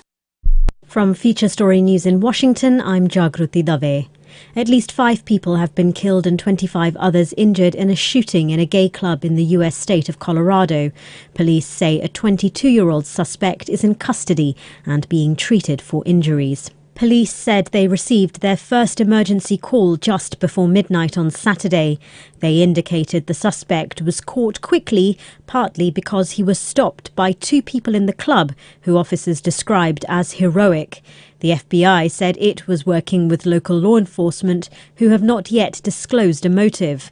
Club Q said it was devastated by what it called a senseless attack. In a statement, US President Joe Biden told Americans they cannot and must not tolerate hate. Delegates gathered at the Egyptian coastal resort of Sharm el-Sheikh for the COP27 climate summit have agreed to set up a fund to support developing countries currently bearing the brunt of climate change. The deal struck early Sunday morning, 2 days after the talks were officially due to end, backed the creation of a loss and damage fund. It's been long awaited by poorer countries who argue that they are now paying the price for the historic emissions generated by the developed world. However, it's not yet clear which countries will be paying into this fund. And there was plenty left out in the agreement, notably a commitment to phase out fossil fuels. United Nations Secretary-General Antonio Guterres welcomed the deal, but at the same time admitted it doesn't go far enough. This COP has taken an important step towards justice. I welcome the decision to establish a loss and damage fund and to operationalize it in the coming period. Clearly, this will not be enough, but it is a much-needed political signal to rebuild broken trust. The voices of those on the front lines of the climate crisis must be heard. And Elon Musk has announced that Donald Trump's account on Twitter is to be reinstated nearly 2 years after he was permanently banned from the platform by its previous management. Musk held a Twitter poll that showed 51% of people who participated wanted the former president back on the platform. But Donald Trump has poured cold water on his return to Twitter, saying he'll remain on his own social media platform, Truth Social. Our US correspondent Simon Marks reports. Elon Musk says the people have spoken, and so the ban on the former president's Twitter account will now be lifted. It was imposed 2 days after the deadly assault on Capitol Hill last year by Donald Trump's mob of conspiracy theory supporters who believed his entirely false claim that the 2020 election was rigged. Earlier, Trump indicated he may stay off Twitter, using his own Truth Social platform instead. Musk's move fuels already enormous questions about Twitter's future. From bureaus worldwide, this is FSN. You can stick it to the man and big tech. Join our FTL social mastodon at social.freetalklive.com.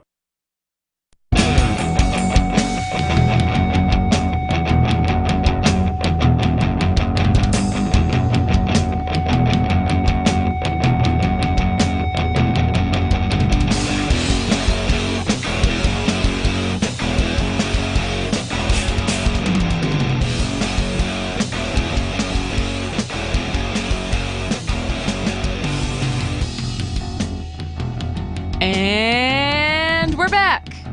603-283-6160 is the telephone number if you'd like to join us here on Free Talk Live. It's the Sunday night edition. In the studio, it's myself, the captain, Kahuna, and Nikki. We're talking about climate change. Dun, dun, dun. Apparently, New Jersey politicians have decided to force all subjects from K through 12 to teach climate change. No, they're allowing them to give students the tools Mandated. and resources to be able to solve this problem. Historically, climate change has not been comprehensively taught in U.S. schools, largely because of the partisanship surrounding climate change. They're admitting it's a political issue right there. And who started that? I mean, right, like you said, they just admitted it. Al Gore? Yeah. Right? I mean, that's the first time I started hearing about global warming was when Al Gore was like trying to, make a name for himself. And his wife Tipper was busy taking a big crap on the music industry. Yeah, she was all about censorship. Yeah. Censorship in music. Yep. I actually wrote a paper in college on that. Nice. Oh, really? Yeah. Oh, yeah. Tipper Gore. She's a real winner. Yeah, the PMRC is a giant piece of crap organization. Should be burned and forgotten about. Mm-hmm. At any rate, the change started in 2013 with the release of the new National Science Standards, which instructed science teachers to introduce students to climate change and its human causes starting in middle school. Still, only 20 states have adopted the standards. So they're not really standards then if not everybody's adopted it. Yes. The words and definitions matter, people. Blah, blah, blah. A 2020 report from the National Center for Science Education and Texas Freedom Network Education Fund found that many states didn't follow the new guidance, weren't explicit in their standards about the human causes of climate change, and a few even promoted falsehoods about its cause and degree of seriousness. Meanwhile, discussions of climate change outside science class remains relatively rare, educators and experts say. New Jersey is trying to change that. But it's not a simple task. Like teachers around the country, educators here are exhausted after years of COVID disruptions and, as elsewhere, some schools face dire teacher shortages. On top of this, many educators don't feel prepared to teach climate change. Gee, you think? Well, just follow the curriculum that we give you, and you don't have to use your brain. I think your translator is saying something like, these teachers don't like lying to their students. On top of this, a 2021 survey of 164 New Jersey teachers found that many lacked confidence in their knowledge of the subject. Or confidence in the legitimacy of the subject. And some held misconceptions about it or differing opinions, confusing the problem with other environmental issues such as plastic pollution. I mean, God forbid you have differing opinions. Right? If politicians are mandating that a subject be taught in public schools in every subject, and they can't even get the correct information to the teachers for them to feel comfortable teaching the subject, tells you a lot about the subject, and just seems to me like it's an illegitimate subject to be taught. Because if you can't teach the teachers and the teachers don't understand it, then it must not be understandable. Yeah, one would assume. For now, the climate instruction requirements haven't faced much pushback from climate deniers and conservatives. Climate deniers. Apparently, you can be a conservative and a climate denier, or you can be a climate denier without being a conservative. Okay, whatever. Who've trained their attacks instead on the state's new sex education standards. I don't even want to know about that. But state officials anticipate some criticism as the lessons begin to roll out in the classrooms. A more pressing concern, and one that plagues any education initiative because of local controls of schools, is that the lessons are rolling out unevenly across the state. We must have uniform lessons. All the lessons must be uniform. There's that guaranteed mediocrity again. Right. Yeah. For those of you who don't know, maybe you're tuning into the show for the first time. The United States public schooling system is modeled after the Prussian schooling system. The Prussian schooling system was designed to make obedient factory workers. That's where you get the desks lined up in the rows and the taskmaster at the front of the school with the stick, right? Although they used like whips and switches and that kind of thing. They would physically punish the learners. And it was designed to just churn out obedient factory workers. It was not designed to educate the next generation of children. Well, it's prison. It is prison for children that are completely innocent and did nothing wrong. I remember I was shocked when I went to visit someone in, jail, and I'm looking around. You're like, am I at a school? Literally, they had the same ceiling, the same floors, the same walls, same food, same furniture, same food. I was mortified, and it never dawned on me until I stepped foot in the Department of Corrections that it was, and I always felt that way as a child. I was always miserable in school. Yep. I felt so contained. Yep. I felt unsatisfied with my education. I was just so bored, and it was just the material is so dry, and it wasn't doing anything for me. Yeah. Whenever when I was in school, and whenever there was sort of a either like a learn at your own pace type of a program in place, or if it was time to like take a test, right? I would always finish before everybody else, and then wonder why am I here? What am I, I obviously, I could do whatever it was they asked me to do. I could learn whatever it was they asked me to learn. I could memorize it, regurgitate it, enter it on a test. But then I'm like, what's the point of all of this? Yeah. What's the point? I'm like, why am I in this, day prison? So. Well, it's free government babysitting. That's not free because you have to pay for it. I've said this before, but I don't know. Take a famous brand. Pick one. Famous brand. Nike. All right. I pledge allegiance to the swoosh of the United States of the swoosh, and to the swoosh for which we stand, one swoosh under God, with swoosh and swooshes for all. Now, imagine swooshes, Nike branding, Nike having a hold of your kids for 12 hours a day, or 10 hours, or whatever it is, 8 hours a day for 12 years, right? Do you think when they got done with that they would be loyal to the Nike brand? I mean, they're probably not going to wear Adidas after that. Right.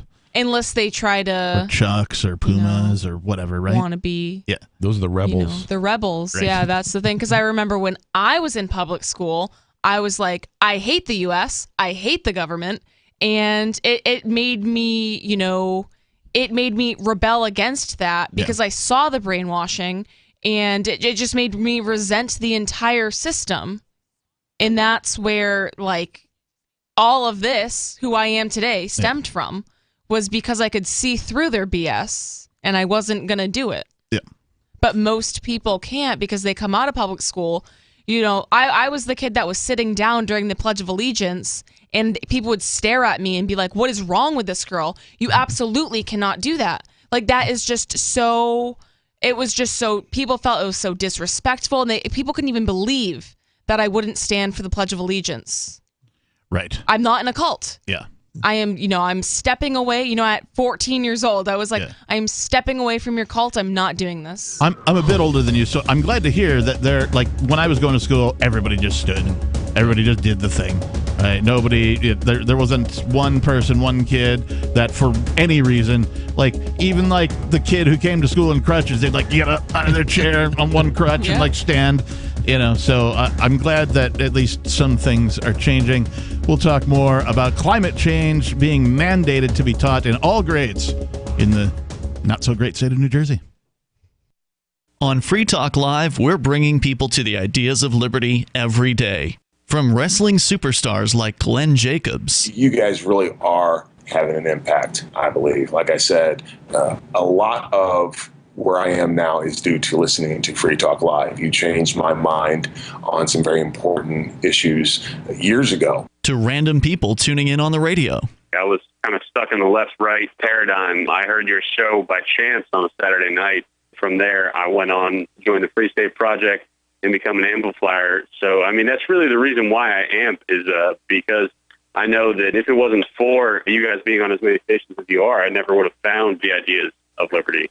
You can help more people hear the message of liberty by joining Free Talk Live's AMPS program on Patreon for as little as $5 a month. And you'll get access to special perks. Visit amps.freetalklive.com, amps.freetalklive.com.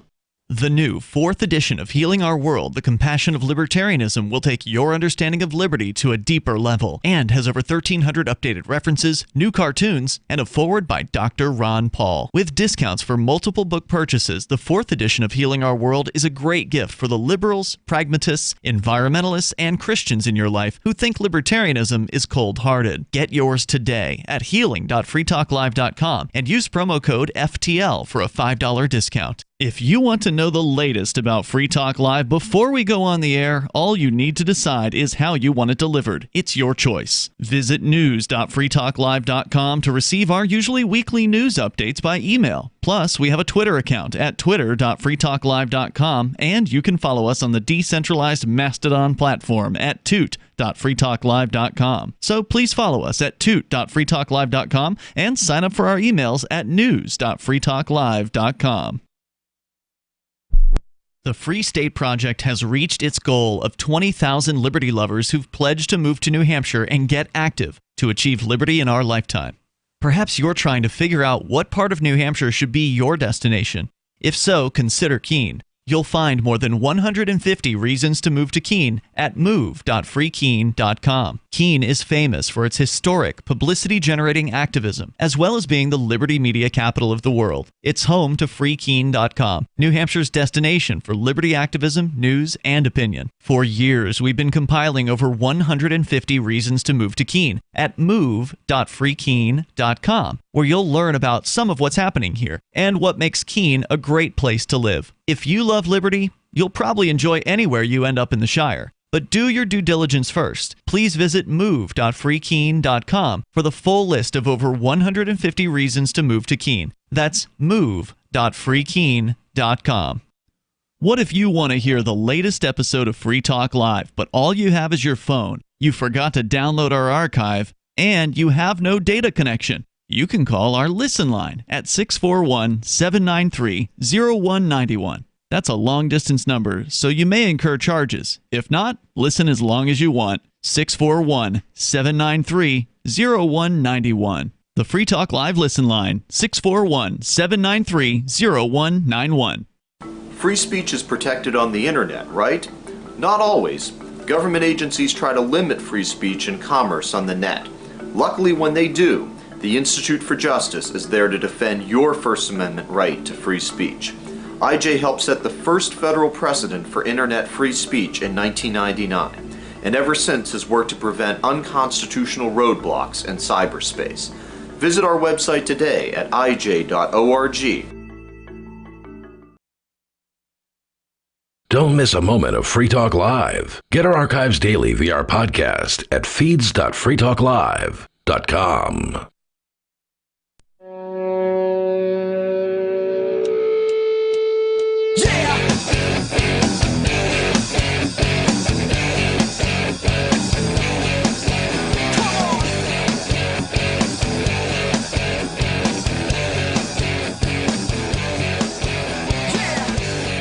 And we're back. Oh, that was a little monotone, but no, whatever. It's fine. And we're back. We are back. And we're back. The monotonous tones of... I'm trying to remember the name of it. I invented a band. Oh, they were called Mindless Automaton. Right? And they have, all their songs basically sound exactly the same. It's just them droning on in monotone all the time. And their hit songs are stuff like, "We will obey, we will obey." Right? It's just that over and over again. Like a bunch of, almost like chanting, if you will. I know that band. Yeah.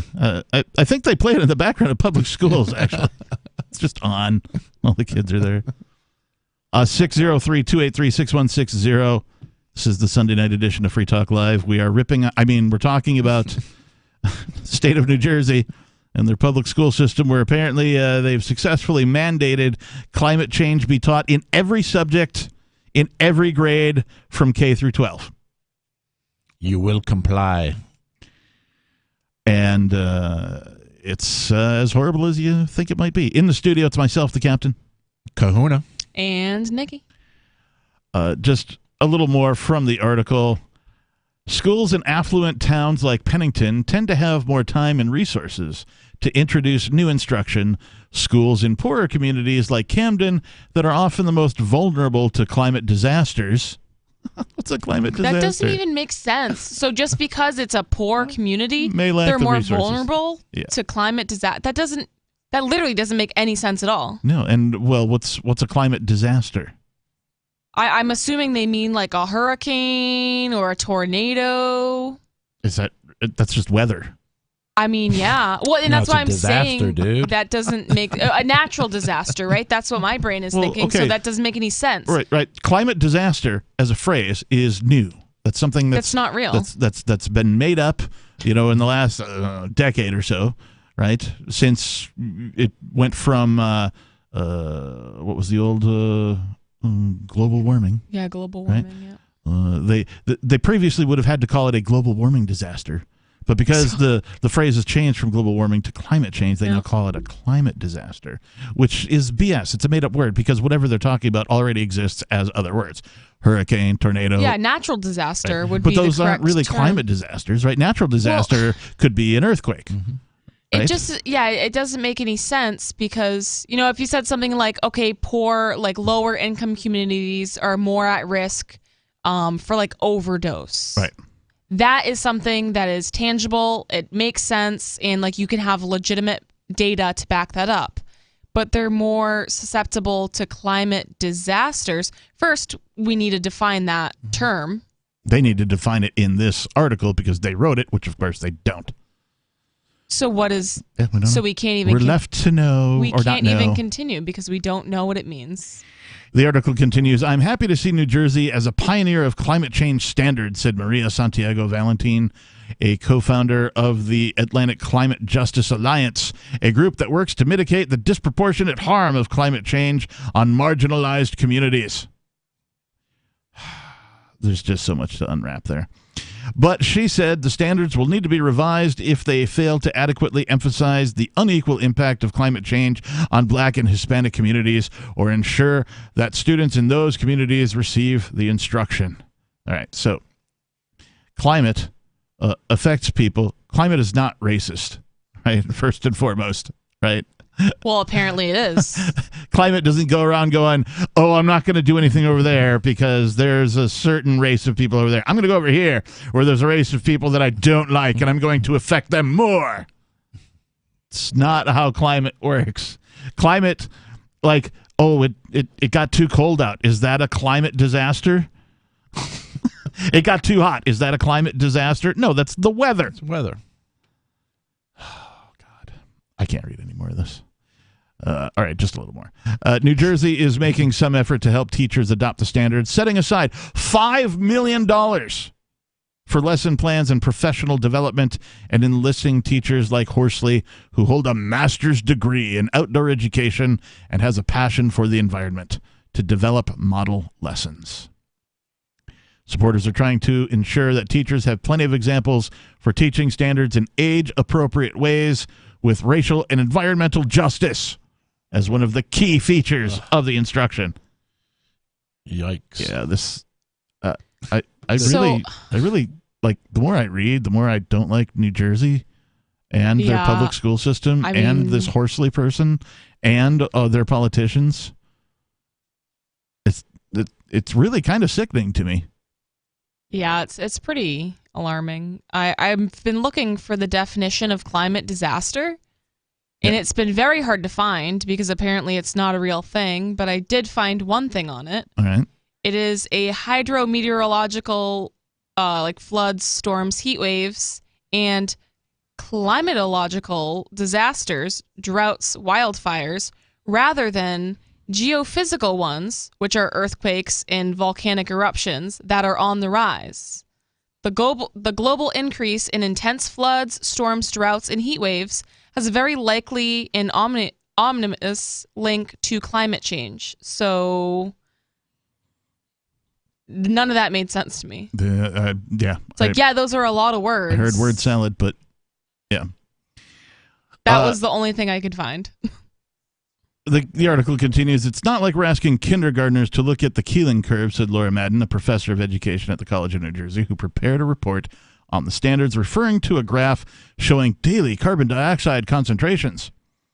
We're trying to point out areas where we can build some of those foundational blocks so that by the time the students are in upper elementary or middle school, they really have that solid foundation. I can't. This article goes on, and it is as sickening as you think it is, if not more. This is horrible for education. This is horrible for individuals.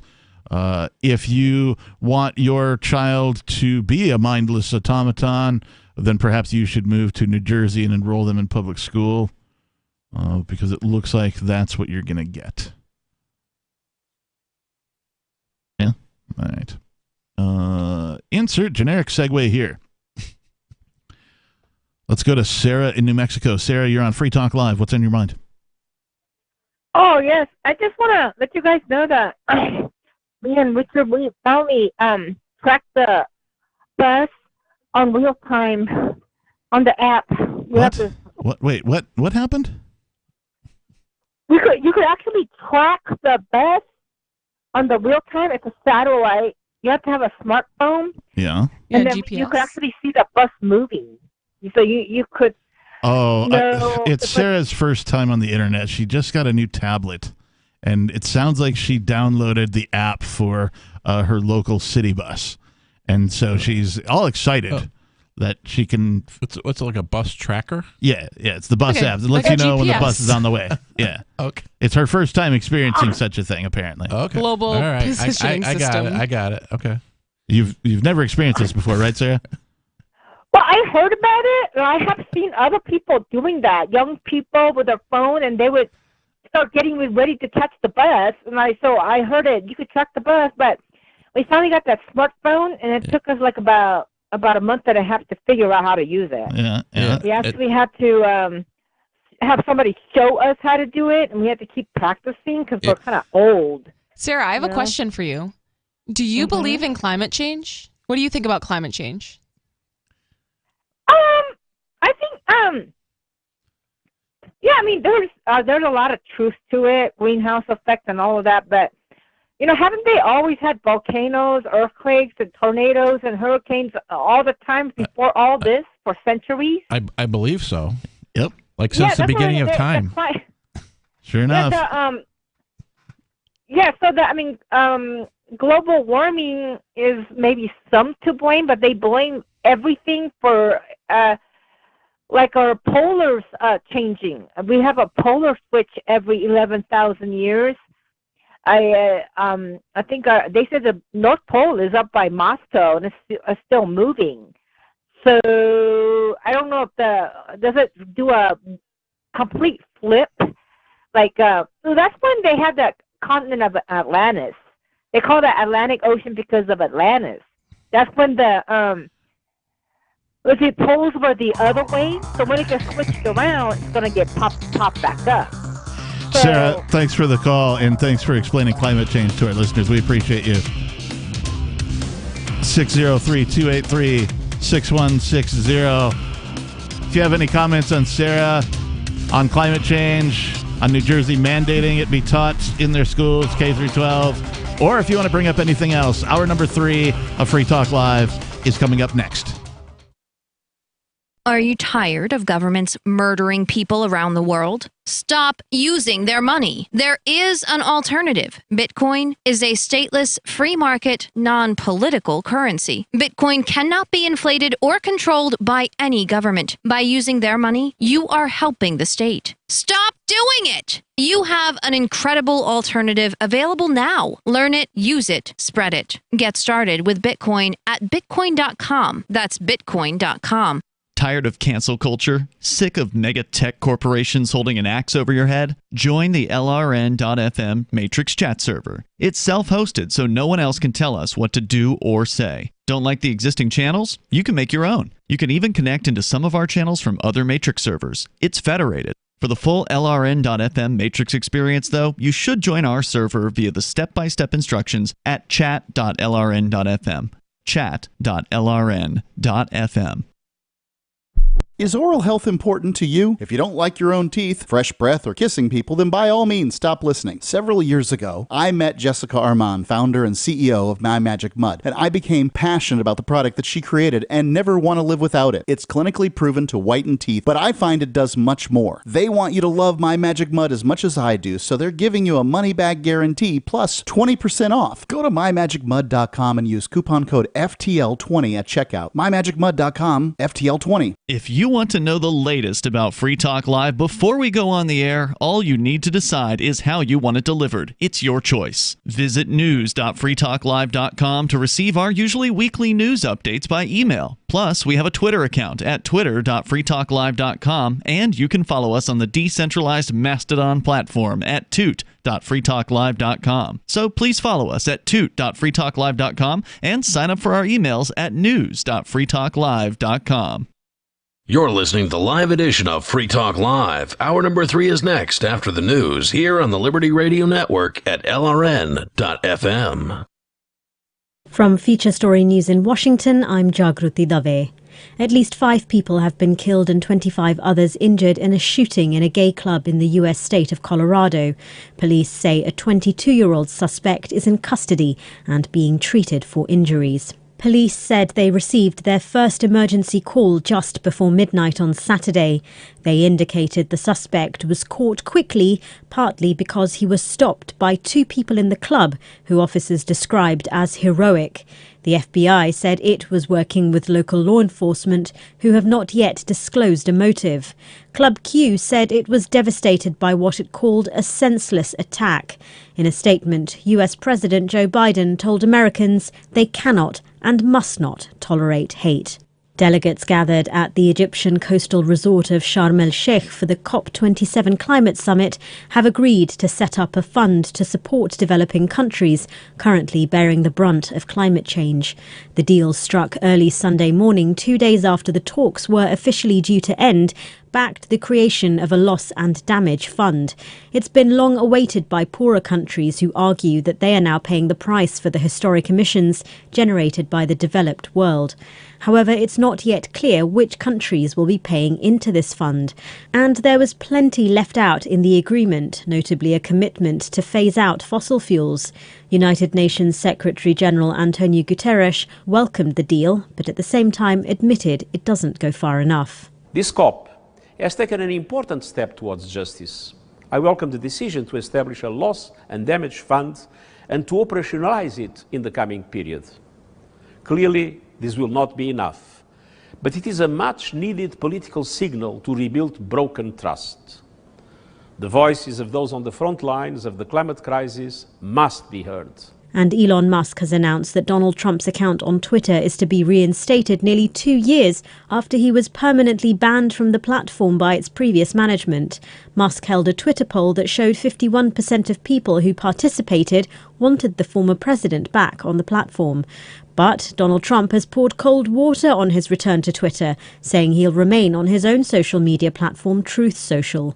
Our US correspondent Simon Marks reports. Elon Musk says the people have spoken, and so the ban on the former president's Twitter account will now be lifted.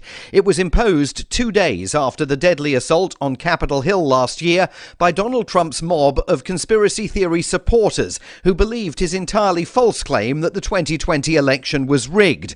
Earlier, Trump indicated he may stay off Twitter, using his own Truth Social platform instead. Musk's move fuels already enormous questions about Twitter's future. From bureaus worldwide, this is FSN. With FSN Spotlight, I'm Simon Marks. What to make of the decision by North Korean dictator Kim Jong-un to introduce his young daughter to the public late last week?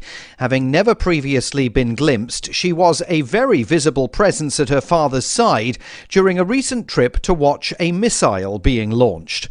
North Korean analysts found the sudden presence of Kim's daughter more interesting than the rocket launch. Simon Sebag Montefiore is an historian who has charted the history of the Kim family. He's confirming and promoting family rule. He's the third ruler from this family in direct succession. His grandfather, Kim Il-sung, came to power in 1945. By introducing the fourth generation, he's saying, you know, the family is offering continuity. And this daughter, who there's never been a female ruler, but his sister, Kim Yo-jong, is also very important now. So it may be that he's introducing the idea of a new thing, a female succession. Very little is known about Kim's daughter, but the basketball star Dennis Rodman said back in 2013 that he had met her during one of several visits he made to Pyongyang, even holding her as a baby. South Korean intelligence says Kim has 2 other children with his wife, but all of their details are a closely guarded North Korean secret. With FSN Spotlight, I'm Simon Marks. The main headlines again. At least 5 people have been killed and 25 others injured in a shooting in a gay club in the US state of Colorado. Delegates gathered in Egypt for the COP27 climate summit have agreed to set up a fund to support developing countries currently bearing the brunt of climate change.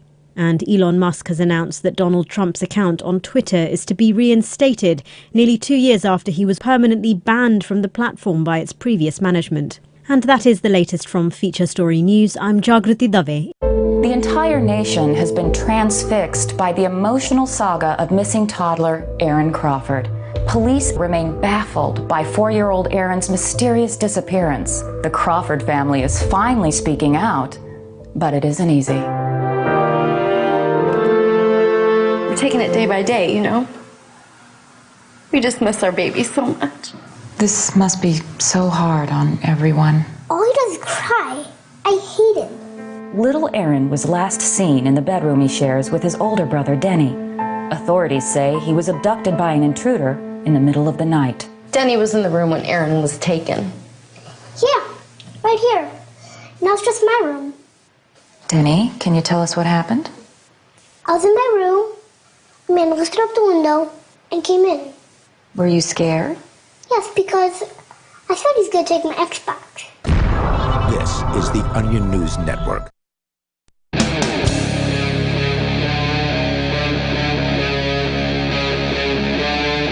Free Talk Live.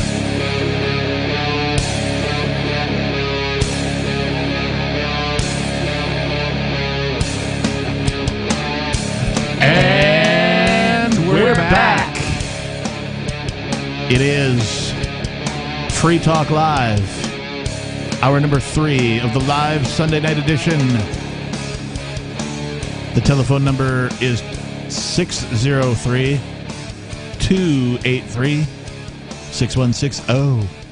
603-283-6160. Oh. Oh. In the studio tonight, it's myself, the Reverend Captain Kickass. Kahuna. And Nikki. Let's just go straight to your calls. We've got Robert in South Carolina. Robert, you're on Free Talk Live. Okay, yes. I just wanted to say that these slight changes that we hear about actually have quite an effect upon the flora and fauna in nature. These small changes have an effect upon what they can do in their survival. And they do change based upon these very small numbers that happen over long periods of time. The other thing is that a country like China, which is responsible right now for about 73% of the world's pollution, won't be alone. There'll be other countries that will be joining them as they increase their ability to burn fossil fuels. In other words, to find those fossil fuels and to be able to use them, like India, for example, and Africa and other places in South America. I have a question for you, Robert. Sure. Who in the United States, what organization, is the largest polluter? The United States is responsible for a very small fraction of the pollution. No. That's not the question I'm asking. I'm asking within the United States, what organization is responsible for the most pollution? You want me to guess, or I don't really know right off? Okay, that's fine. If you don't know, that's fine. I can tell you. It's the government.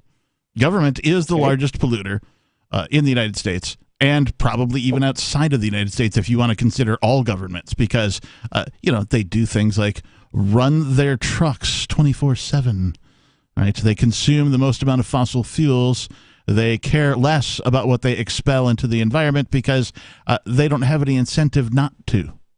And then for some reason they tell us that we can't. Right. Anyway, I think you had something to say, so go ahead, Robert. Yes, I'm thinking of the big picture. I'm just trying to explain to you what's going to happen. And when we get to that, when it gets worse and worse, and we go to China and those other developing countries and say, okay, gang, we want you all to reduce your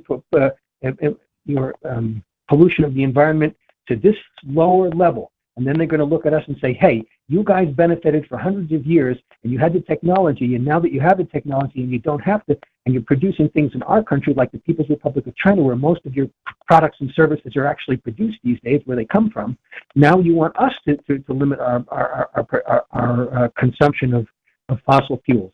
Well, we're producing all kinds of things for you. In other words, people of China would say, we're producing all kinds of things for you guys, and now we're supposed to stop doing that. How's that supposed to happen? You see, we moved our industry over to China, and that's why one reason why a lot of the pollution is coming from over there, and they're not going to understand that at all.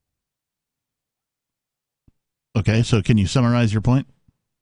Yeah, my point is that that America is very good at responding to emergencies, but very poor at responding to insidious threats, like, for example, pollution. Another insidious threat is war. We're very good at when it comes time to prevent each other from pushing the button. We're pretty good at that. But when it's getting, I'm sorry. There's only one country I'm aware of that has ever actually pushed the button. The thing is, it would never. The Second World War would never have come if it hadn't been for the United States, Great Britain, and France. You can hypothesize that, of course, but the fact remains that you cannot say that for certain. We contributed to it for sure by our policy. I didn't. We as a nation did, because we gave them a cold shoulder. Europe. We gave Europe a cold shoulder. We didn't want to get involved. We didn't want to stop France and Great Britain from cutting down German forests and stealing everything in sight from them, and then taking all their money and then causing hyperinflation. Well, yeah, because the United States was like, that's our job. How dare you muscle in on our turf? We are the empire. We are going to do all of these things, and not you. Thanks for the call, David. Seriously, I don't know what world this guy is living in. Yeah, I don't know. But take a look around. The evidence is very clear. If you just look at the evidence, the United States is the largest empire planet Earth has ever seen. Period. Don't believe me? Look up how many bases outside the United States the American military has. Those are only the ones that they tell us about. And then put them on a map, look at a map, and go, oh my God. Yep. It really is an empire. It's a lot more than any other country. And you take a look at how empires act, and then take a look at how the military and the politicians of the United States act, and you go, it really is an empire. Like, all you have to do is look at the evidence. That's it. Like Star Wars. That's it. Yeah. People want to think that the troops of the United States Army, Navy, Air Force, Marines, Post Office, police, whatever, that they're we're the freedom. No, you're the stormtroopers. Nope. Yep, you're the stormtroopers. You're the clones, if you will. You're the ones that have terrible aim, but are building the Death Star, so to speak. And you're welcome to be upset by that, of course. And hopefully it makes you think, because it's true. All you need to do is look at the evidence. Don't believe me? Go look up democide, right? Hawaii.edu has all of the data. You can slice it and dice it and put it in aluminum cans and take it back out again and reslice it and dice it any way you want. But the evidence is very clear that the number one cause of death on planet Earth is government. All governments, not just the United States government, all governments. The organization type known as government, the one that claims a monopoly on violence in a geographic area, is responsible for the most deaths. Well, without the government, there would be peace. Previously, there would be tribes who would maybe have disagreements with each other, and sometimes maybe they would go to war, they would settle things. But once there was the introduction of governments, then we started having wars that last 25 years. Instead of maybe just having a battle, settling it. Now we have wars that last 25 years, world wars, where all of the countries get involved. It's gotten out of hand. And prior to central banking, sustained war, was unaffordable. Yeah. Because from a taxation perspective, countries could not present that bill to their citizenry without their citizenry going, no, wait a minute. And, either overthrowing them or rebelling in, some way or not paying and that kind of a thing. Now governments can just endlessly print money, trillions of dollars at a time. Right. Never worry about paying it off, because it never will be paid off, to your point. Yep.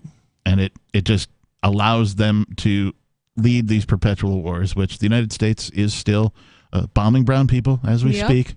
Right? Always. Nobody's talking Never about stopped. it. Nobody's talking about it. They stopped actually publishing their reports about how many people they kill when they bomb these brown people in other countries, or people in general, because they don't want that information getting out. They won't deny that it's still happening, but they won't publish the reports on what the numbers are anymore. They stopped doing that, 2-3 years ago.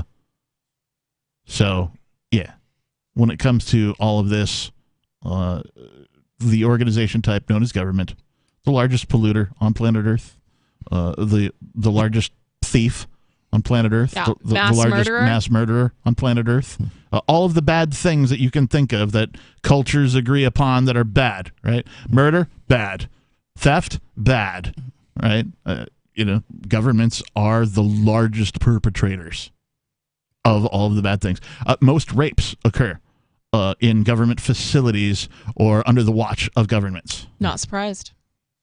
So, government's the largest rapist, government's the largest murderer, largest thief, right? The biggest liar, right? Oh, that's for sure. Governments have told the biggest and the most lies of any other organization on planet Earth. Oh, but it's for your own good, though. No, it's not. Provably so, but, I know that that's what they're going to tell you, and that's what most people believe. And I'm here to say most people are wrong. 603-283-6160. If you'd like to comment on anything we've been talking about tonight or bring up whatever's on your mind, this is Free Talk Live. More coming up.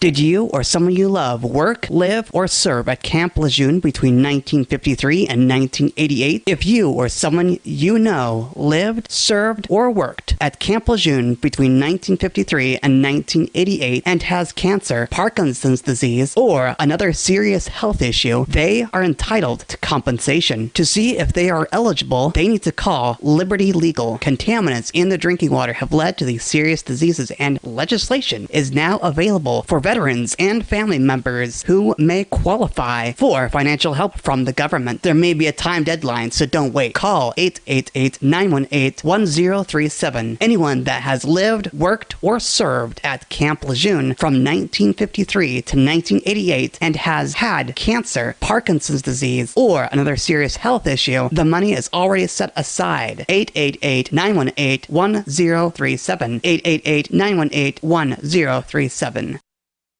Do you feel like your nation, state, or community no longer holds your values? Have you dreamt of a place where people agree that liberty is important and are free to pursue their projects so long as they respect the property of others? There are many people just like you that are discovering freeprivatecities.com. Their social media links are at the upper right of the page at freeprivatecities.com. All skill levels will be needed when the first of the Free Private Cities opens. It's sooner than you think. Stop arguing and build. freeprivatecities.com. There are basically two types of advertising, direct response and branding. Radio's great for direct response with its low cost to listener ratio, but audio can't be beat for branding, which is a longer term endeavor. You want to be the first thing that someone thinks of when they think about your product or service. If you have a local business that you want kept top of mind in your community, call the station. If you need national reach, Free Talk Live's got around 200 radio stations, millions of monthly listening sessions, can suit all budgets, and if we don't think we're right for you, we'll tell you. Email me, mark@freetalklive.com. Was Santa generous? I'm Holland Cook with Inflation Hacks. You can sell gift cards you're not using at cardcash.com and giftcards.com, where you can also buy discounted gift cards for almost anything. If you're planning a major purchase, consider buying now because prices are rising. And if you see PMI on your mortgage statement, that's private mortgage insurance, which you can cancel if your principal balance is below 80% of your home's value, which it may now be thanks to inflation. Ever since the COVID shutdown, we've been suffering supply chain issues, and nothing is in shorter supply than what you see in the mirror. The help wanted sign is everywhere, so ask your boss for a raise. How are you coping? Post your inflation hacks at andyoucanquoteme.com. What if you want to hear the latest episode of Free Talk Live, but all you have is your phone, you forgot to download our archive, and you have no data connection? You can call our Listen line at 641-793-0191. That's a long-distance number, so you may incur charges. If not, listen as long as you want. 641-793-0191. The Free Talk Live Listen line, 641-793-0191.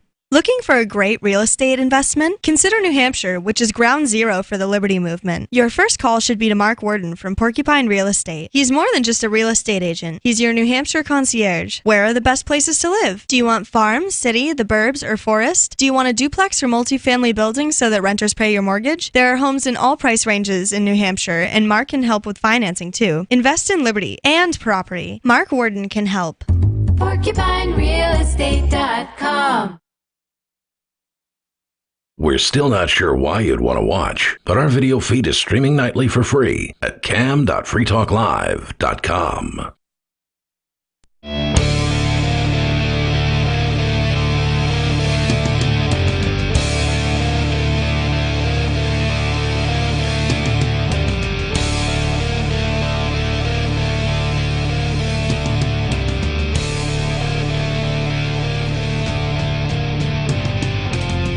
And we're back.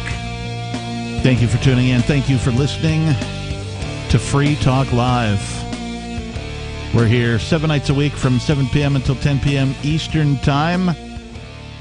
If you're listening to the show outside of those hours, because some stations will replay us at off live times, and you want to call, please call between 7 p.m. and 10 p.m. Eastern, 7 days a week. The telephone number, if you want to join us tonight, is 603-283-6160. Again, 603-283-6160. In the studio, it's myself, the captain. Kahuna. And Nikki. Before we go on, I want to say thank you to David R. Jeffries. He is tonight's amplifier. What is an amplifier, you might ask? Well, if you visit amps.freetalklive.com, that's amps.freetalklive.com, You'll find out all about the Amplifier program. What it is, it's a way for you to contribute to help us get onto more radio stations. If you enjoy the hosts, the co-hosts, the callers, the subjects, the topics that we discuss, the perspective of freedom, peace, liberty, and prosperity, then please consider becoming an amplifier. We only ask for $5 a month. There's a couple of different levels. You can give more if you want. David R. Jeffries is a platinum level amplifier, which means I believe he gives $50. Holy cow! Wow. Or wait, no, I think it's 25. Gold, silver is 5, gold is 10, platinum's 25. Yeah, $25 though. Still, that's pretty good. And thank you, David R. Jeffries, for your contribution. Visit amps.freetalklive.com. There are some perks that you get when you do contribute, such as the commercial-free full post-show. After we do the show and it's over, if you didn't have time to listen that night, you get the full show commercial-free as being part of being an amplifier. So amps.freetalklive.com. Thank you again, David R. Jeffries. We appreciate you and your support. All right, we're going to insert generic segue here, and we're going to, instead of doing a full show like we did, last month, we did a whole Sexy Sunday show. Yeah. We're just going to do a section, a Sexy Sunday segment section. Section of sex? Sections. Anyway. This from Mike.com, M-I-C, Mike.com. The surprising way the Netherlands is helping its disabled have sex. I was worried about that, so I'm glad they're addressing that issue. Now, I understand that it might be like a kink for some people to be into having sex with the disabled. Right? That is not what this subject is about. So I just good. Yeah, clear that up. I've read this article. So it's not about that. I'm not shaming anybody. I just, when I read the headline, I'm like, what is this talking about? I don't understand. It'll become pretty apparent rather quickly.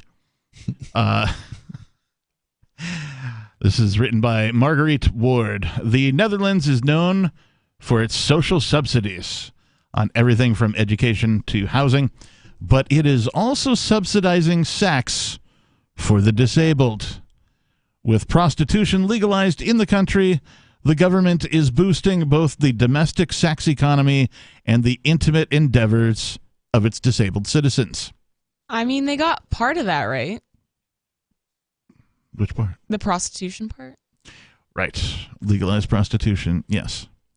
Should never have been illegal in the first place. Yeah. It is the oldest, oldest profession. Yeah. So I saw this meme, and it's like, my family trying to enjoy a peaceful Thanksgiving. It's like, me throws a bowling ball.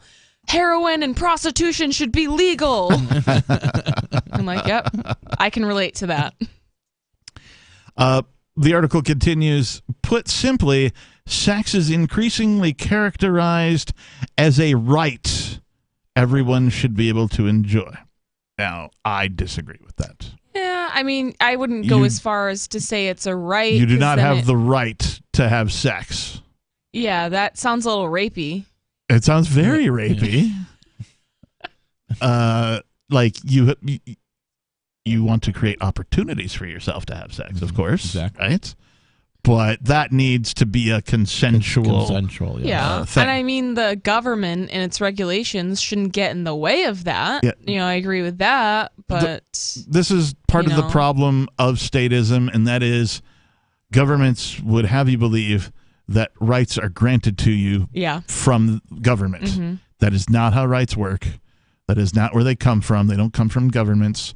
Governments claim to protect your rights, but actually they're, again, the largest violator of them. Anything you consider a right, government has violated more and more frequently and more heinously than anything else on planet Earth.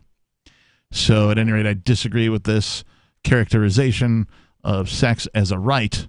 But anyway, while there is no direct sex grant per se in the Netherlands, the benefits citizens with disabilities receive can be spent however they like. Some reports indicate that they can use these benefits to access sex services 12 times per year. Okay. Once a month? So think of it like Yeah, think of it like it's 12 days of Christmas, right? You know? You can save them all up. Interesting that it is once a month. So what is? That kind of aligns with the cycle, menstrual cycle, the menstrual cycle, Yeah. right? You know, interesting. So 12 times, like, okay, so they're sitting down and they're thinking about this, and they're like, how many times per year is a good number? Right? How many times should... if I had to pick a number, it wouldn't be 12. If the government's going to pay for people to be boning other people or getting boned by other people, how many times a year, and how did they come up with 12? It's like it's once a month, man. It's easy. Like any other welfare benefit? Right. Right. Well, it's what happened? It was some like creep government politician who was like, how many days a year does my wife feel obligated to bang me? Well, I usually get laid like once a month, so all right. Well, that's probably what happened. But information into the specifics is elusive. One 29-year-old named Chris Fulton, who has cerebral palsy and muscular dystrophy, has even launched a campaign calling on the Dutch government to introduce a more concrete grant scheme. He wants more sex. And he wants government to pay for it. And by government, I mean everybody else. Oh, man. But why sex? Besides the obvious pleasure, intercourse is a form of mental and physical therapy. In psychology, many experts cite its ability to fulfill needs for intimacy, validation, stress relief, or stronger self-esteem. In health circles, it is a known antidote to stress and even pain management. Citing this research and personal testimonials, social workers, caretakers, and affected individuals are calling for increased access to sex services for citizens with disabilities. 603-283-6160. Are you disabled, and do you think government should pay for you to have sex 12 times a year? Give us a call. This is Free Talk Live. More coming up.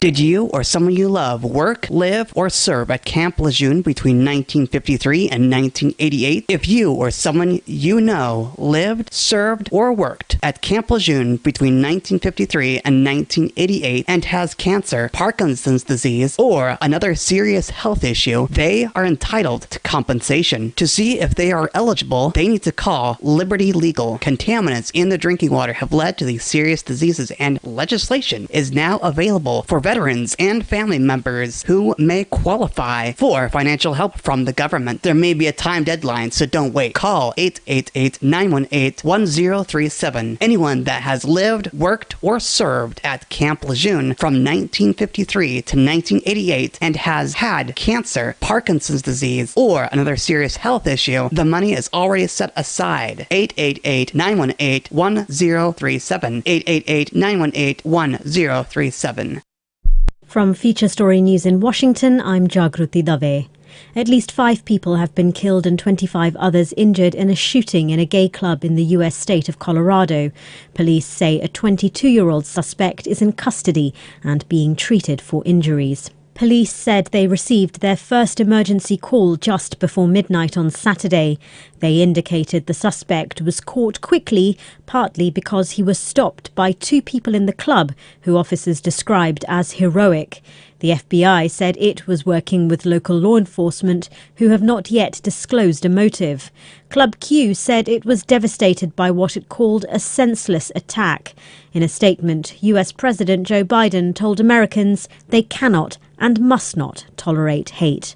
Delegates gathered at the Egyptian coastal resort of Sharm el-Sheikh for the COP27 climate summit have agreed to set up a fund to support developing countries currently bearing the brunt of climate change. The deal struck early Sunday morning, 2 days after the talks were officially due to end, backed the creation of a loss and damage fund. It's been long awaited by poorer countries who argue that they are now paying the price for the historic emissions generated by the developed world. However, it's not yet clear which countries will be paying into this fund. And there was plenty left out in the agreement, notably a commitment to phase out fossil fuels. United Nations Secretary-General Antonio Guterres welcomed the deal, but at the same time admitted it doesn't go far enough. This COP has taken an important step towards justice. I welcome the decision to establish a loss and damage fund and to operationalize it in the coming period. Clearly, this will not be enough, but it is a much-needed political signal to rebuild broken trust. The voices of those on the front lines of the climate crisis must be heard.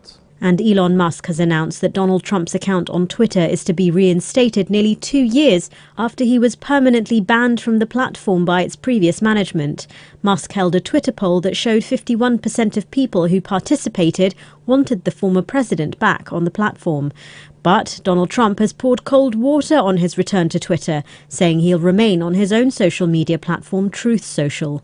Our US correspondent Simon Marks reports. Elon Musk says the people have spoken, and so the ban on the former president's Twitter account will now be lifted. It was imposed 2 days after the deadly assault on Capitol Hill last year by Donald Trump's mob of conspiracy theory supporters who believed his entirely false claim that the 2020 election was rigged. Earlier, Trump indicated he may stay off Twitter, using his own Truth Social platform instead.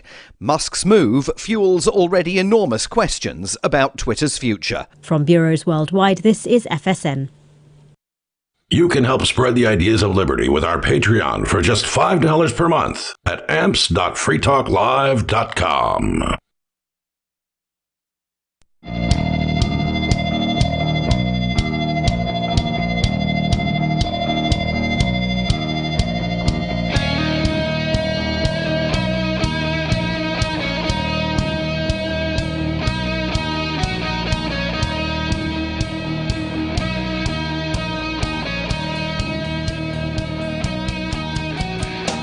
And we're back. Welcome back. Thank you for tuning in. Thank you for listening to our fine program. What's it called? Free Talk Live. Free Talk Live. Very good. You guys put one merit each. Thank you. Did you get demerits earlier? I don't think so. No, Did you not, get demerits not earlier? today. No, Not that I'm aware of. I think I gave somebody demerits earlier. Okay. Maybe not tonight. Hope it Maybe wasn't me. Maybe it That was last yesterday, Last yeah. night on Beard Talk Live. Yeah, probably. For those of you who don't know, we are doing every Saturday, episode 14 just dropped of Beard Talk Live. It's the after show on Saturday nights that is uncensored, which means I'm allowed to say all the dirty words. And we have a bit of fun, but we also have a bit of seriousness. And it's myself, a bearded fellow, Peakless Mountaineer, also a very bearded fellow, and the person currently known as Nobody, also a very bearded fellow. And when we were trying to figure out what to call the thing, we were like, how about Beard Talk Live? And so that's how we got the name. Anyway, that's available over in our feeds, Free Talk, or just go to freetalklive.com and look for the feeds there. At any rate, in the studio tonight, it's myself, the captain. Kahuna. And Nikki. The telephone number is 603-283-6160. Before we go on, I just want to tell everybody that Forkfest 2023 is coming up. You can join liberty-minded voluntarists, anarchists, libertarians, etc. June 15th through the 18th for the 7th annual Forkfest out at Rogers Campground in the beautiful White Mountains of New Hampshire. Forkfest is a fork of the Porcupine Freedom Festival, which sold out in 2022. For 2023, we're going back to where it all started, the weekend before Porkfest. So Forkfest is decentralized, which means there's no ticket cost. No one is in charge. All you need to do to join the fun is reserve your campsite, RV site, or motel room for June 15th through the 18th at Rogers Campground. You can find out more at the unofficial website, forkfest.party. You can also connect with other attendees on the Forkfest Telegram and Matrix chat rooms, as well as the Forkfest forum. Links to those can be found at forkfest.party. We hope to see you there, forkfest.party. All right. What were we talking about last segment? Oh, yeah. Sex. The Netherlands. Sexy Sunday segment. Section. Something. Section. Sex. That. Whatever. Apparently in the Netherlands, they're trying to get government to pay for you to have some sex 12 times a year. If you want to engage in... If you're disabled. If you're disabled and you want to engage in their legalized prostitution. 12 and only 12. You know what? I don't like how they're kind of insinuating that disabled people don't have sex. Or like aren't able to like... You can, if you're disabled, you can only have sex if you pay someone, which definitely isn't true. Right. So we talked a little bit about how they're sort of positioning this as sex is a right, which is totally horrific. Sex is not a right. They did get the legalization of prostitution correct, at least from a voluntarist perspective. There isn't really a grant per se, but they did come up with, the 12 times. It's sort of like if you get, your health care through your employer, and instead of like getting a dental card, you get like your prostitution card that you can go. Yeah, so it begs the question. I mean, if it's a right and you have it a certain amount of times a year, how do you prove that you got it? Is it a prostitute receipt? I mean, what is it? It's a punch card. Yeah, I'm sure. I'm sure it's a card like a dental card, right? And then you have to present it to somebody within your WMO, your whore maintenance organization, right? Instead of an HMO, Makes so. right? Makes sense. Yeah. They have to be a government approved provider, which means, of course, what? How are they paid? And how much are they paid? Well, but guaranteed mediocrity. Guaranteed mediocrity. Yes. Because guess what? If you're disabled and the government is sponsoring your prostitutes, you're not going to get the high class ones. Nope. Because the government's going to put a cap on the price. You're going to get the mediocre to poor ones that do. They're it's sort of whatever. I wonder if and there's got to be ID involved. So like do you want the government knowing like, oh, I went to the Asian whorehouse last night, and next month I'm going to the other one, and do you want the government knowing that and tracking and like I don't know, man. It's a little. I like my my prostitutes free market. Me too. Preferably goldbacks. Yeah. I still think, and I don't know why it hasn't happened yet, but I still think that we'll call it the sex industry, and I'm speaking mainly of internet porn right now. I think if they were to adopt cryptocurrency, just even in addition to regular, because they all take credit cards. Right? I thought Pornhub did. There was somebody who froze, I think, Visa transactions for, I think it was porn. I don't remember the specifics of the story. And I think Nikki's right. I think they took crypto, right? I think so. I thought so. I've always said they should. I don't know if that's a fact or not. If you want to consult the magic rectangle, feel free to do so. But I think that if like the industry were to get together and just say, yeah, we're all going to just take porn now, or take crypto now. I think that would bode well for the cryptocurrency industry, because the internet is very similar in its growth curve to cryptocurrency. If you look at the growth curve of cryptocurrency, what do you get? So December 16th in 2021, Pornhub began accepting Bitcoin, Bitcoin Cash, Dash, Ethereum Classic, Litecoin, Monero, NEM, Tether, Tron, Zcash, and Waves. Fantastic. Yeah. Awesome. Good on them. Awesome. Now, if the entire industry would, pick up on the trend, I think that would really put crypto over the top, because believe it or not, the porn industry, the sex industry, is what saved the internet from dying.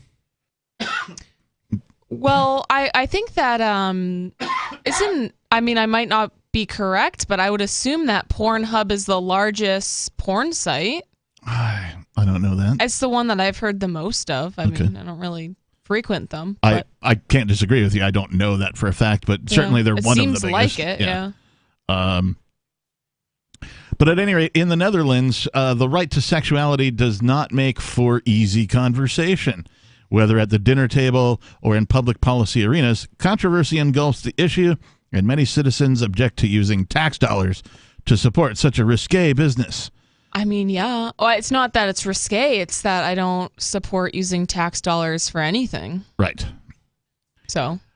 But advocates, including academics, social workers, and doctors, respond that it's not about supporting the sex business, but rather promoting a right and addressing health issues.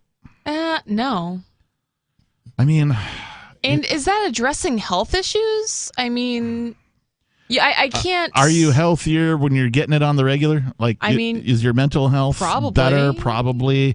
You're probably in a better mood, generally speaking, But, like, I don't know. If I'm thinking of things that would, like, make people healthy, sex wouldn't be even in the top 10. I mean, it's definitely on the list, but... I mean, I guess there are people incapable of sustaining, like, a romantic relationship. Yeah. Of any kind, and so maybe a doctor might prescribe this for that type of a person if it were within his purview to do so as a prescription. Maybe, yeah. But I mean, I would think that I feel like this would just get abused because again, what is disabled? Right. That's what I was going to say. I mean, why focus? Like Nikki said earlier, why focus on the disabled? Right. I mean, if you're gonna, I'm not advocating for it at all. But if you're going to do it, why not do it for everybody? Right. Well, and that's the thing, too, because I know a lot of disabled people who are in romantic relationships and they're having sex. Mm-hmm. And I know people who aren't disabled who, so it just doesn't seem relevant. 603-283-6160. Are you disabled? And do you think government should pay for your sex?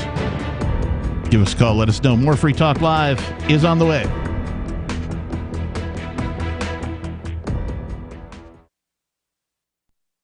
Join liberty-minded voluntarists, anarchists, and libertarians from June 15th through the 18th for the 7th annual Fork Fest at Rogers Campground in the beautiful White Mountains of New Hampshire. Fork Fest is a fork of the Porcupine Freedom Festival, which sold out in 2022. For 2023, we're going back to where it all started, the weekend before PorcFest. ForkFest is decentralized, which means that there's no ticket cost and no one is in charge. All you have to do to join the fun is reserve your camping site, RV site, or motel room with Rogers Campground for June 15th through the 18th. You can find out more at the unofficial website forkfest.party. You can also connect with other attendees on the ForkFest Telegram and Matrix chat rooms, as well as the ForkFest forum. You can find links to those at forkfest.party. We hope to see you there June 15th through the 18th. forkfest.party. Have you had enough of the big-name web hosting services that are long on promises but short on bleeding-edge features, uptime, and customer service? Try Agorist Hosting, the agile web host that offers full concierge service from website redesign, full e-commerce solutions, custom apps for your Shopify store, IPFS integration, and more. Agorist Hosting is ready to take your web presence into the future. To get started, head over to agoristhosting.com. Tired of cancel culture? Sick of mega tech corporations holding an axe over your head? Join the LRN.FM Matrix chat server. It's self-hosted, so no one else can tell us what to do or say. Don't like the existing channels? You can make your own. You can even connect into some of our channels from other Matrix servers. It's federated. For the full LRN.FM Matrix experience, though, you should join our server via the step-by-step instructions at chat.lrn.fm. chat.lrn.fm. Do you prefer to listen to Free Talk Live on your schedule on demand? You can find the link to our podcast at feeds.freetalklive.com, which features the daily digest of our radio show 7 days a week. Just drop our RSS feed into your favorite podcast client or subscribe to us on the large platforms if you prefer, including Apple Podcasts, Google Podcasts, iHeartMedia, Spotify, and Stitcher. All the links are at feeds.freetalklive.com. If the daily digests aren't enough for you and you really don't want to miss a moment of Free Talk Live, you can always sign up for our AMPS Patreon at amps.freetalklive.com for just $5 a month, and you'll get the full radio show without recorded commercials. Plus, you'll help us advertise, market, promote, and support Free Talk Live. That's amps.freetalklive.com to join AMPS, or feeds.freetalklive.com to get our main podcast, or find us on the major podcast platforms. If you want to know the latest about Free Talk Live before we go on the air, all you need to decide is how you want it delivered. It's your choice. Visit news.freetalklive.com to receive our usually weekly news updates by email. Plus, we have a Twitter account at twitter.freetalklive.com, and you can follow us on the decentralized Mastodon platform at toot.freetalklive.com. So please follow us at toot.freetalklive.com and sign up for our emails at news.freetalklive.com. So you've signed the Shire Society Declaration and are planning your move to New Hampshire to be around more liberty-oriented people. Next, sign up for the Shire Society Forum at forum.shiresociety.com. There are a bunch of people there who are already in the Shire, and they want to meet you. If you're already in the Shire physically, you should also come by the forums. Remember, not everyone uses Facebook. New people are signing up for the Shire Society Forum every month, so drop in and say hello at forum.shiresociety.com.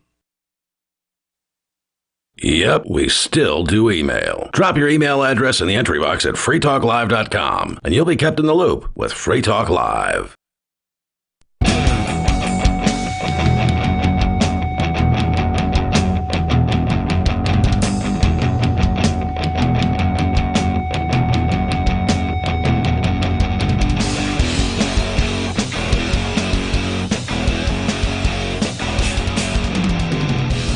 And we're back. Final segments of this really good episode. Yeah. Sunday night edition, Free Talk Live. If we do say so ourselves. A kick-ass episode. I feel like, well, last weekend was really a kick-ass weekend because I was on Friday. I did 4 shows. Got a long weekend. I did 4 shows in 3 days in one weekend.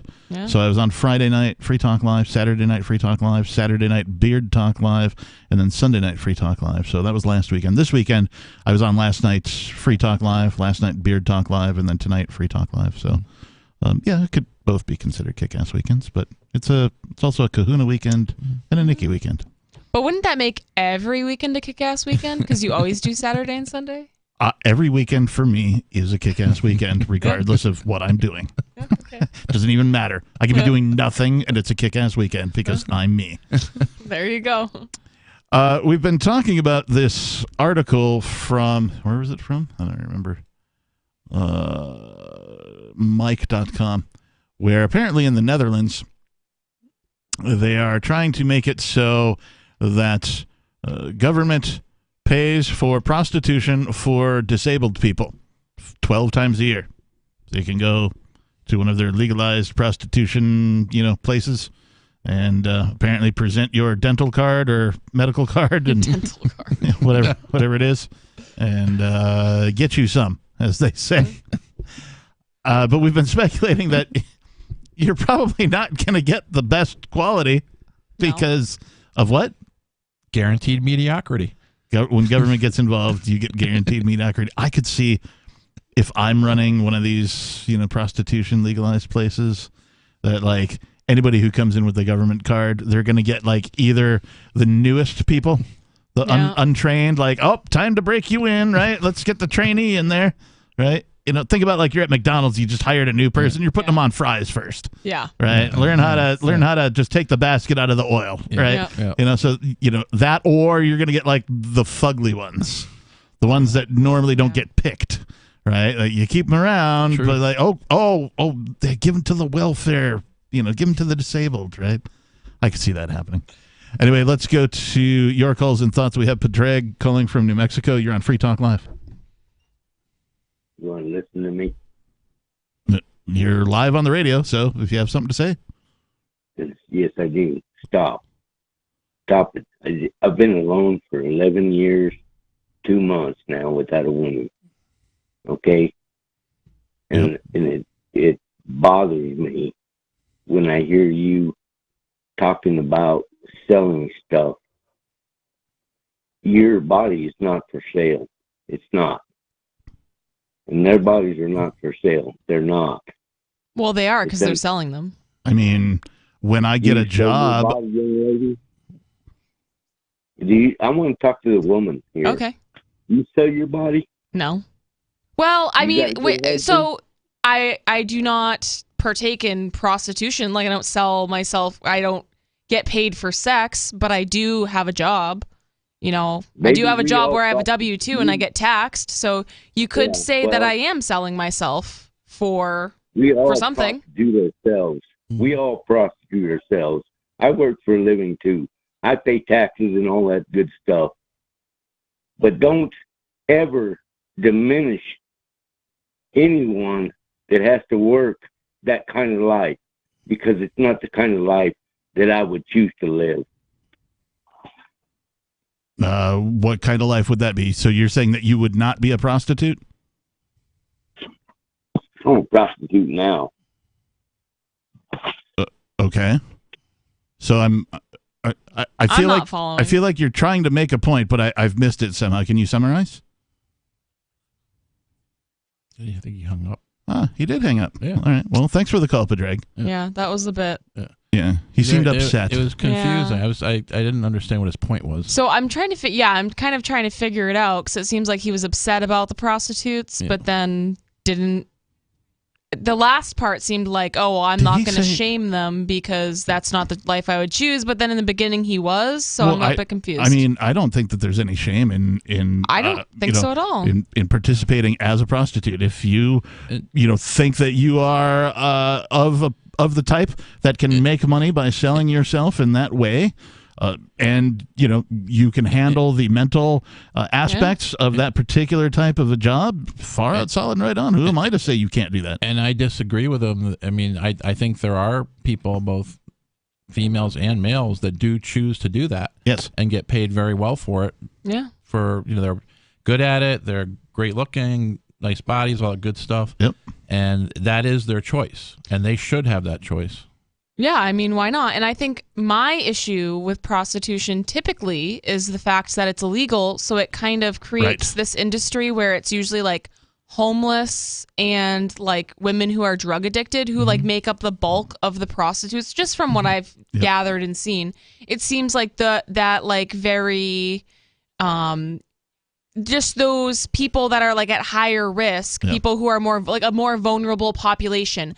Those are the people who are prostituting themselves, and they're not doing it because they like it. They're doing it because it's easy money and it's really the only thing they can do. Right. And I think that's a direct result of government interference. Oh, yeah. I think if it was more of a free market, I don't think that there would be as much of that issue. Yeah, anytime you make something that would normally occur in a free market illegal, it immediately suppresses it to a black market only item.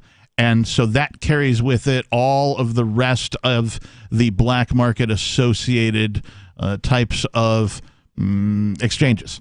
Right. So drugs are illegal, prostitution's illegal. All that now is black market, and all that sort of is forced to live together with itself.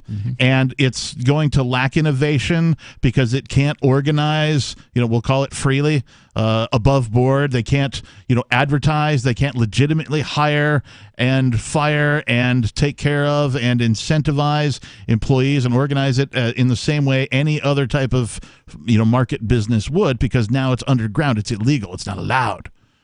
And so that's why those things get forced to live together, and that's why it's in the mess that it is. In the place where prostitution is legalized, that's not a problem.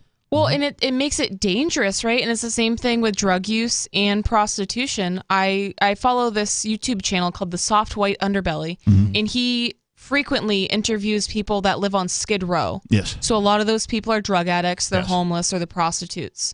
And listening to some of these stories are so sad of women who are getting in the car with a man, and they're either, get a gun pulled on them, or they get pushed, they have to jump out of the car, or they get raped. Right. I mean, these things wouldn't happen if it was legal. And these women, they can't go to the police, or I'm not like, I think police is like the best solution, but there is no option for them to get justice for what happened to them because what they were doing was illegal. So they can't go to the cops and be like, well, this person raped me. They're going to be like, well, you're a drug addict prostitute. I don't care. Yeah. Their only option then is so-called street justice. And so then they have pimps. Right. So, and then that's a whole problem in and of itself. Yeah. It can be, at least. Yeah. It's anytime the government gets involved at banning something, it makes it worse, because the thing about people is if they want something, they're going to get it. Yeah. right? And that is to say that regardless of what government says they can or cannot do. We've seen that prohibition does not work.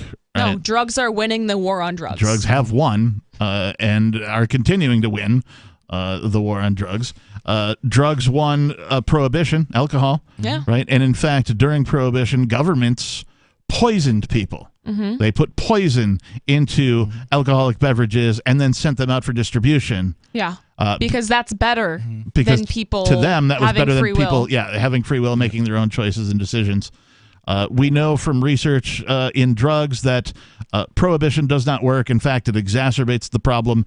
And in the places where drugs are completely legal, they have increased the amount of treatment available voluntarily and made all the drugs legal. And guess what? It's not a problem. It's not a problem in their little section of the world. It's not a problem. It does not create more crime. And in fact, it lowers crime because now people can choose freely. If they get out of hand with one drug or another, they can seek treatment freely without persecution, without shame. And the same applies to prostitution.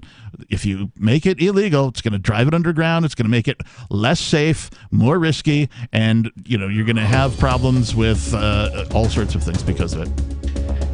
I'd love to talk more about this article, but we are out of time. Thank you, Nikki. Thank you, Kahuna, for joining me tonight on this edition. Thank you to our callers and our listeners. Peace. This has been Free Talk Live.